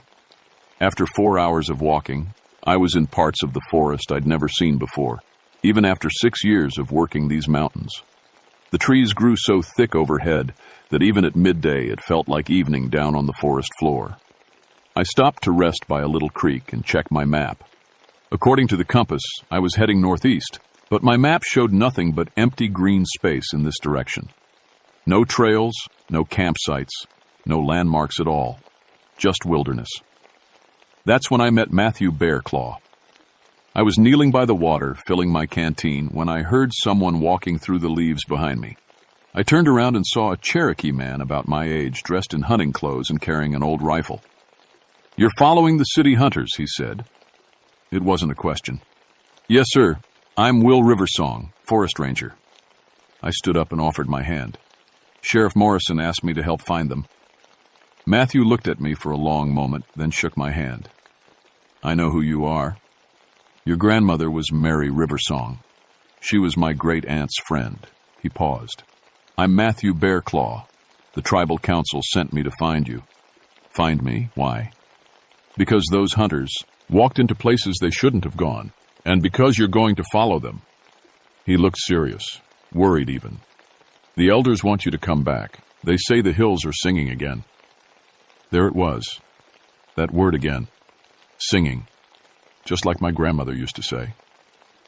"I can hear it too," I admitted. "But I have to find those men." Matthew nodded slowly. "I know. That's why I'm here to help you. But Will, you need to understand something. Your grandmother never told you the whole truth about the Nunnehi. She was trying to protect you." We started walking again, following the boot prints. Matthew moved through the forest like he'd been born there, never making a sound, never leaving a mark. I tried to match his quiet steps, but compared to him, I sounded like a bear crashing through the woods. "What did she not tell me?" I asked. "The Nunnehi aren't just helpers. They're guardians. They protect places and people and times. Sometimes, when the world gets too dangerous for the Cherokee way of life, they create safe places, hidden places." As he talked, I noticed the forest was getting stranger. The flowers were everywhere now, those bright blue and white ones that shouldn't exist, and the trees were huge, bigger than any I'd seen in Tennessee. Some of them had to be hundreds of years old. "Matthew," I said, stopping in my tracks, "look at these boot prints." He knelt down beside me. The hunter's tracks were still clear in the soft dirt. But now there were other prints mixed in with them, barefoot prints, and they looked old, not like they'd been made recently, but like they'd been there for years. Cherokee, Matthew said quietly, but not from our time. The singing was getting louder now. I could make out different voices, men and women, singing in Cherokee. It was beautiful and sad at the same time, like a song for people who were lost and couldn't find their way home. We followed the mixed tracks for another hour. The forest kept changing around us. The air felt warmer, and the light filtering through the trees had a golden quality, like late summer instead of October. Some of the trees had marks carved into them, Cherokee symbols that looked fresh, even though they were cut into bark that had to be centuries old. Then we found the first piece of modern gear. It was a hunting knife, dropped right in the middle of the trail. A good knife, expensive, with J. Morrison carved into the handle. One of our missing hunters. But next to it, half buried in the leaves, was something else. A Cherokee arrowhead made from flint and still sharp as the day it was made. This is wrong, Matthew said, picking up both items. These things shouldn't be in the same place. What do you mean? I mean that arrowhead is old, really old. My grandfather might have made one like it, but this, he held it up to the light. This was made before the white man came, before there were any cities or lawyers or hunting knives like this one. As he spoke, the singing stopped. The forest went completely quiet. No birds, no wind, no insects, nothing. It was the kind of silence that makes your ears ring and your heart beat too fast. Then we heard voices, real voices, speaking in Cherokee, coming from somewhere ahead of us through the trees. Matthew grabbed my arm. "Those are the missing hunters," he whispered, "but they're not alone." We crept forward, moving from tree to tree. Through the thick branches, I could see a clearing ahead. Smoke was rising from what looked like a campfire, and I could hear people talking and laughing. But when we got close enough to see into the clearing, what we found made no sense at all. There were our 5 missing hunters sitting around a fire. They looked happy and relaxed, not lost or scared. They were eating what looked like venison and talking with a group of Cherokee men and women. The Cherokee people were dressed like they'd stepped out of a history book. Leather clothes, traditional jewelry, low tips, nung braids. And the strangest part? The clearing we were looking at shouldn't have existed. According to my map, we were standing in the middle of thick forest. But here was an open space with a village, real Cherokee houses made of wood and bark, gardens full of corn and beans, everything my grandmother had described from the old days. "Matthew," I whispered, "what is this place?" He was staring at the scene like he'd seen a ghost. "I think," he said slowly, "we just found where the Nunahai live, and I think those hunters aren't lost anymore. I think they're home." That's when one of the Cherokee women by the fire looked up and stared right at us. She smiled and said something in Cherokee to the others. Then she stood up and walked toward our hiding spot. "She's coming over here," I said. "I know," Matthew replied. "And Will, I don't think we can run from this. I don't think we're supposed to." The woman stopped about 10 feet away from us. She was young, maybe 25, with kind eyes and traditional Cherokee tattoos on her arms. When she spoke, it was in perfect English. "William Riversong," she said, "son of Mary's daughter. We've been waiting for you to find us." The Cherokee woman's name was Rose Walking Bear, and she led us into the clearing like we were expected guests. As we got closer to the village, I could see it was much bigger than I'd first thought. Houses and gardens stretched back into the trees, with paths connecting everything together. Smoke rose from several fires, and I could smell bread baking and meat cooking. The 5 missing hunters looked up as we approached. They were sitting with Cherokee men around the main fire, and they all looked different, calmer, like they'd been here for months instead of days. "Will!" called out one of them, James Morrison, the sheriff's brother. "Thank God you found us, but you're not going to believe where we are." "Where exactly are we?" I asked, though I was starting to suspect the answer wouldn't make much sense. "We're home," said another hunter, a man I didn't recognize. "We're finally home." Rose Walking Bear sat down on a log near the fire and gestured for Matthew and me to join her. "This is hard to explain to outsiders," she said.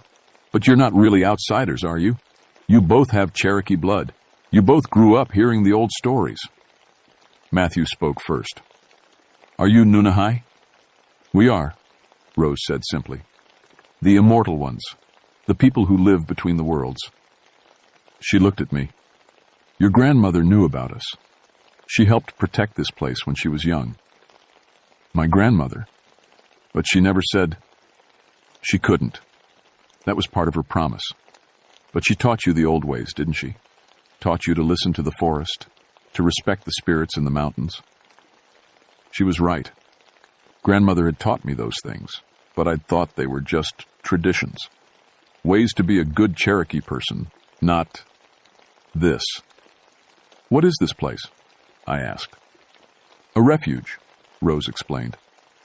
"When the soldiers came to drive our people from their homes, when they burned our villages and forced us west on the trail of death, some of us didn't go. The Nunahai helped us create this place, a valley that exists in many times at once. Here, the Cherokee way of life is safe. Here, it can never be destroyed." I looked around the village again. Everything looked so real, so normal. Children were playing games. Women were working on pottery. Men were repairing tools. It was like stepping back 200 years. "But these hunters," I said, pointing to the 5 men. "They're from 1955. They don't belong here." "Don't we?" asked James Morrison. He stood up and walked over to us. "Will, I've been here 3 days, and it's the best 3 days of my life. No deadlines, no traffic, no clients yelling at me. Just good food, good company, and work that matters." The other hunters nodded agreement.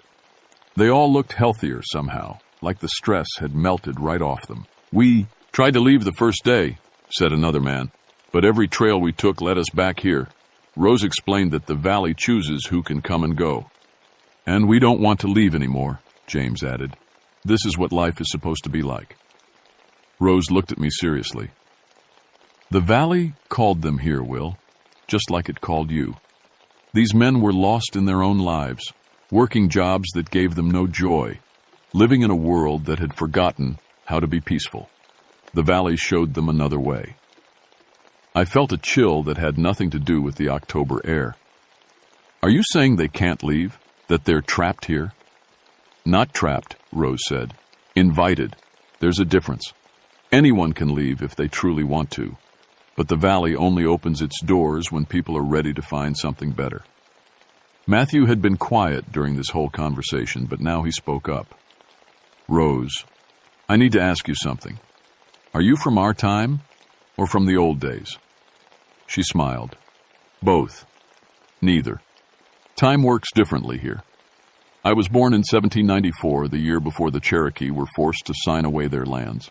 I've lived in this valley for 161 years, but I've only aged 5 years in all that time. My husband was killed at the Battle of Horseshoe Bend, fighting alongside Andrew Jackson before Jackson turned against us. The Nunahai brought me here when I was dying of grief." The implications of what she was saying hit me like a punch to the stomach. "You mean this place is real? All of it? You're really from the 1790s? "Touch my hand," Rose said, holding it out. I reached over and took her hand in mine.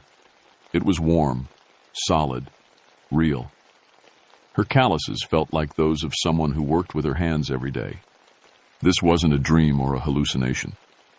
"The Nunahai exist to preserve what's important," Rose continued.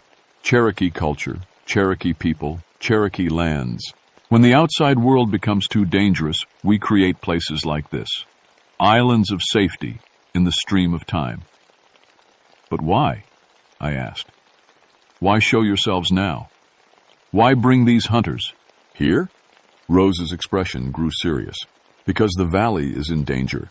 The outside world is changing again. We've heard about plans to build a dam to flood these mountains, to cut down the old-growth forests for lumber. If that happens, we'll lose our connection to the normal world entirely.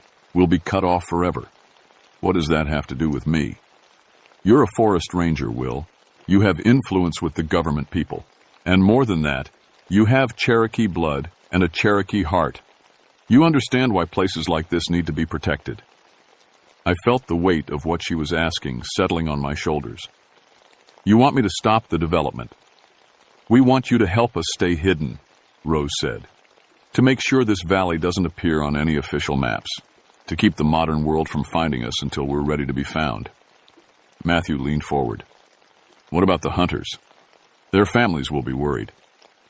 Some can return, Rose said, with their memories changed, so they remember being lost in a snowstorm, nothing more. But others, she looked at James Morrison. Others have found their true home here. They'll choose to stay. I can't let people just disappear, I said. It's not right. Even if they're happier than they've ever been? Rose asked. Even if this is where they truly belong? I looked at the 5 hunters again. They were all listening to our conversation, but none of them looked worried or scared. They looked like men who had found something they'd been searching for their whole lives. There's something else, Rose said quietly. Something your grandmother would have told you if she'd lived longer. You're not just Cherokee, Will. You're descended from the Nunahai themselves. That's why you can see this place. That's why the valley called you here. That's impossible. Is it? Haven't you always felt different? Haven't you always been able to find your way in the woods, even when you should have been lost? Haven't you always heard the mountains singing? She was right, and that scared me more than anything else. I had always been different. I had always been able to navigate these mountains like I'd been born here, and I had been hearing singing in the hills for as long as I could remember. What are you asking me to do? I said. Rose stood up and walked to the edge of the clearing. Come with me. Let me show you something. We followed her to a path that led up the side of the valley. As we climbed, I could see more of the hidden village spread out below us. It was huge, maybe 1,000 people living in perfect harmony with the forest. At the top of the path was a cave entrance, carved with Cherokee symbols. Rose lit a torch from a fire that never seemed to go out and led us inside. The cave walls were covered with paintings, Cherokee history, from the beginning of time right up to the present day. I could see pictures of the Trail of Tears, the Civil War, both world wars, but I could also see pictures of things that hadn't happened yet. Cities bigger than any I'd ever seen, machines flying through the air, people living in ways I couldn't imagine. The Nunahai see all of time, Rose explained. Past, present, and future. We know what's coming, Will. The world is going to change in ways that will make the Cherokee removals look small. In 50 years, there won't be any wild places left unless someone protects them. And you think I can help? I think you're the bridge between our world and theirs. You can live in both places, speak both languages. You can make sure this valley survives. At the back of the cave, the paintings showed something that made my blood run cold. Cherokee people, including children, living in cities with no connection to the land. Cherokee language disappearing. Cherokee ceremonies forgotten. Everything my grandmother had taught me, gone. This is what happens if we fail, Rose said. If places like this valley are destroyed, the Cherokee people lose their souls. They survive, but they become something else entirely. I stared at the paintings for a long time. Then I asked the question I was afraid to hear answered. What do you need me to do? Rose led us back down to the village as the sun was setting. But here in the valley, the sunset looked different. Longer, more golden, like time itself was moving slower. Tonight you'll stay with us, Rose said. Tomorrow you'll make your choice. What choice? Whether to help us protect this place, or to try to take all the hunters back to your world and pretend none of this ever happened. They gave Matthew and me a house to share for the night. It was built in the old Cherokee style with a central fire and sleeping furs arranged around the walls. The smoke went up through a hole in the roof, and I could see stars through the opening. More stars than I'd ever seen before, bright and close, like diamonds. Matthew was quiet for a long time after we settled in. Finally, he spoke. Will, I think I know why the tribal council really sent me to find you. What do you mean? They've been talking for months about strange things happening in the mountains. Hunters finding trails that shouldn't exist. Hikers hearing voices in Cherokee. speaking dialects that died out 100 years ago. The elders have been waiting for something like this. I poked at the fire with a stick, watching the sparks rise toward the stars. Do you believe her? About the Nunahai? About this place existing in different times? I'm sitting in a Cherokee village that shouldn't exist, talking to people who should have died 2 centuries ago, Matthew said. At this point, I'll believe anything. But those hunters, I can't just let them disappear. Their families. What if their families are better off without them? Matthew asked quietly. What if they were miserable in their old lives, and this is the first peace they've ever found? I thought about James Morrison. I'd known him since we were kids. He'd always seemed stressed, always worried about money and work and keeping up appearances. Here in the valley, he looked 10 years younger. That's not for me to decide, I said. Isn't it? You're a forest ranger, Will. Your job is to protect the wilderness. Well, this is wilderness. The most important wilderness left in the world. A place where Cherokee culture lives and breathes instead of just surviving in museums. That night, I dreamed about my grandmother. She was young in the dream, maybe 25, dressed in traditional Cherokee clothes. We were standing in the same valley, but it looked different, newer somehow, with fewer houses and more wild forest. You found them, she said, smiling. Grandmother, why didn't you tell me about this place? Because you weren't ready. Children need to grow up in the regular world first, learn its ways, understand its dangers. Only then can they choose which world they truly belong to. Rose says I'm descended from the Nunahi. Your great-great-grandmother was. She chose to leave the valley and live in the outside world, to have children and pass on the old knowledge. Every few generations, one of her descendants is called back. Called back for what? To decide if the valley stays hidden or reveals itself to the world. To be the bridge between what was and what will be. I woke up just before dawn. The fire had burned down to coals, and Matthew was already awake, sitting by the door and looking out at the village. Did you decide? He asked. Did you? He was quiet for a moment. I think I want to stay, Will. Not forever, but for a while. I want to learn the old ways properly from people who actually lived them. The tribal council would understand. And the hunters? Let them choose for themselves. Give them all the facts, then let them decide. After breakfast, Rose gathered all of us together, me, Matthew, and the 5 hunters. We sat in a circle by the main fire, and she explained everything. How the valley worked, what it meant to stay, what it meant to leave. If you go back, she said, your memories of this place will fade. You'll remember being lost in the woods, being found by search teams, nothing more. You'll return to your old lives. And if we stay? Asked James Morrison. You become part of Cherokee time. You age slowly, live long, learn our ways, but you can never return to the outside world as yourselves. If you ever leave, it must be as someone else entirely. 3 of the hunters chose to return. They were family men with children, with responsibilities they couldn't abandon. But 2, James Morrison and a man named Robert Stone, chose to stay. I've been practicing law for 20 years, James said. I've never been happy, not once. Here, I feel like I'm alive for the first time. Robert nodded. My wife died 2 years ago. My kids are grown and don't need me. I've got nothing to go back to and everything to discover here. Rose looked at Matthew. And you? I want to stay for 1 year, he said. Learn what I can, then return to the reservation and teach others. The tribal council needs to know about this place. Finally, Rose turned to me. Will? I looked around the circle at all these faces. Some old, some young, some from my time and some from centuries past. They were all waiting for my answer. I can't stay, I said. My wife is having our baby, and I won't abandon them. But I can help protect this place. How? I'll make sure the valley never appears on any official maps.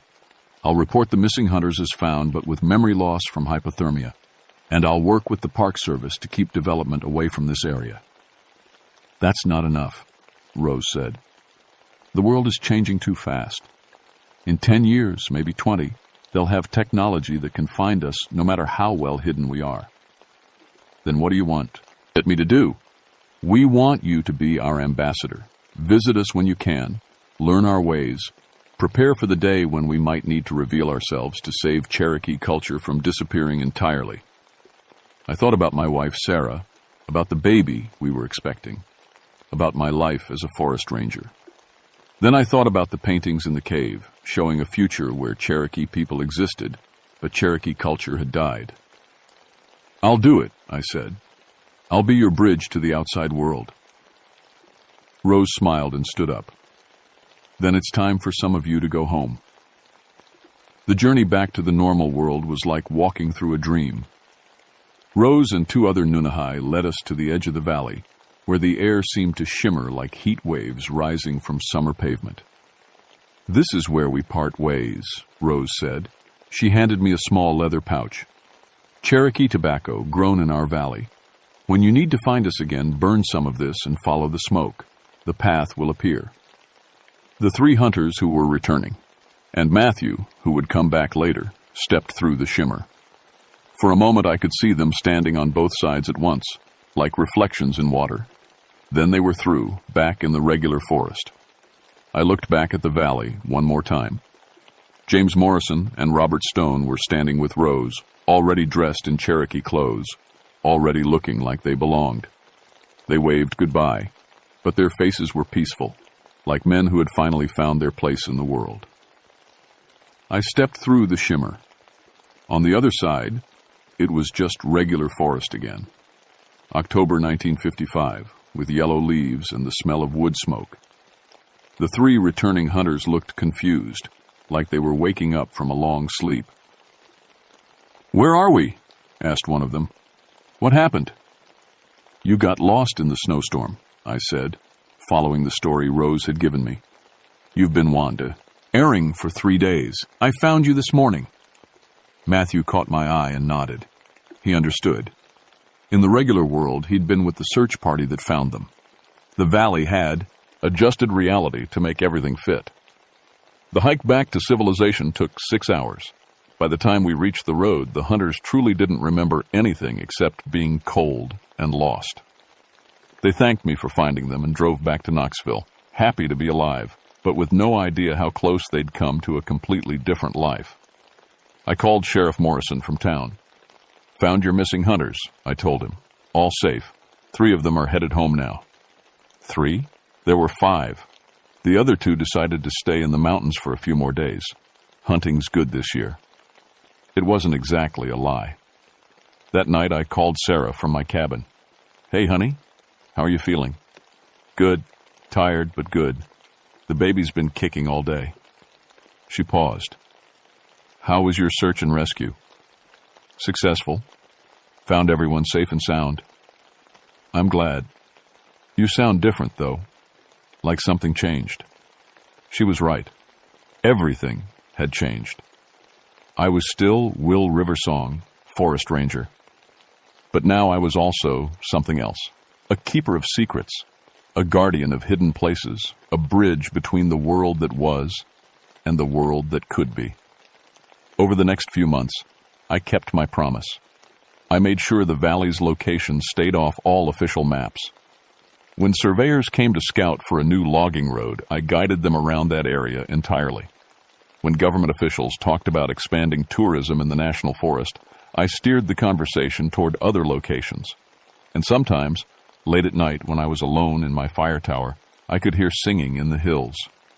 Cherokee voices carrying on traditions that would have been lost forever if not for the hidden valley. My grandmother's voice was among them, I was sure of it. Sarah had our baby in December, a daughter we named Mary, after my grandmother. When she was old enough to understand, I would tell her the old stories. Not all of two. Not yet. But enough to keep the door open, in case the valley ever called to her the way it had called to me. Because I knew now that some places exist outside of normal time, preserving what must never be lost. And sometimes, if you're lucky enough and Cherokee enough and brave enough to listen, you can hear them singing in the hills. The tobacco pouch Rose gave me sits in my desk drawer, waiting for the day I'll need to find the valley again. I hope that day never comes. It would mean Cherokee culture is in danger of disappearing forever. But if it does come, I'll be ready. The hills are still singing after all, and I'm finally old enough to understand their song,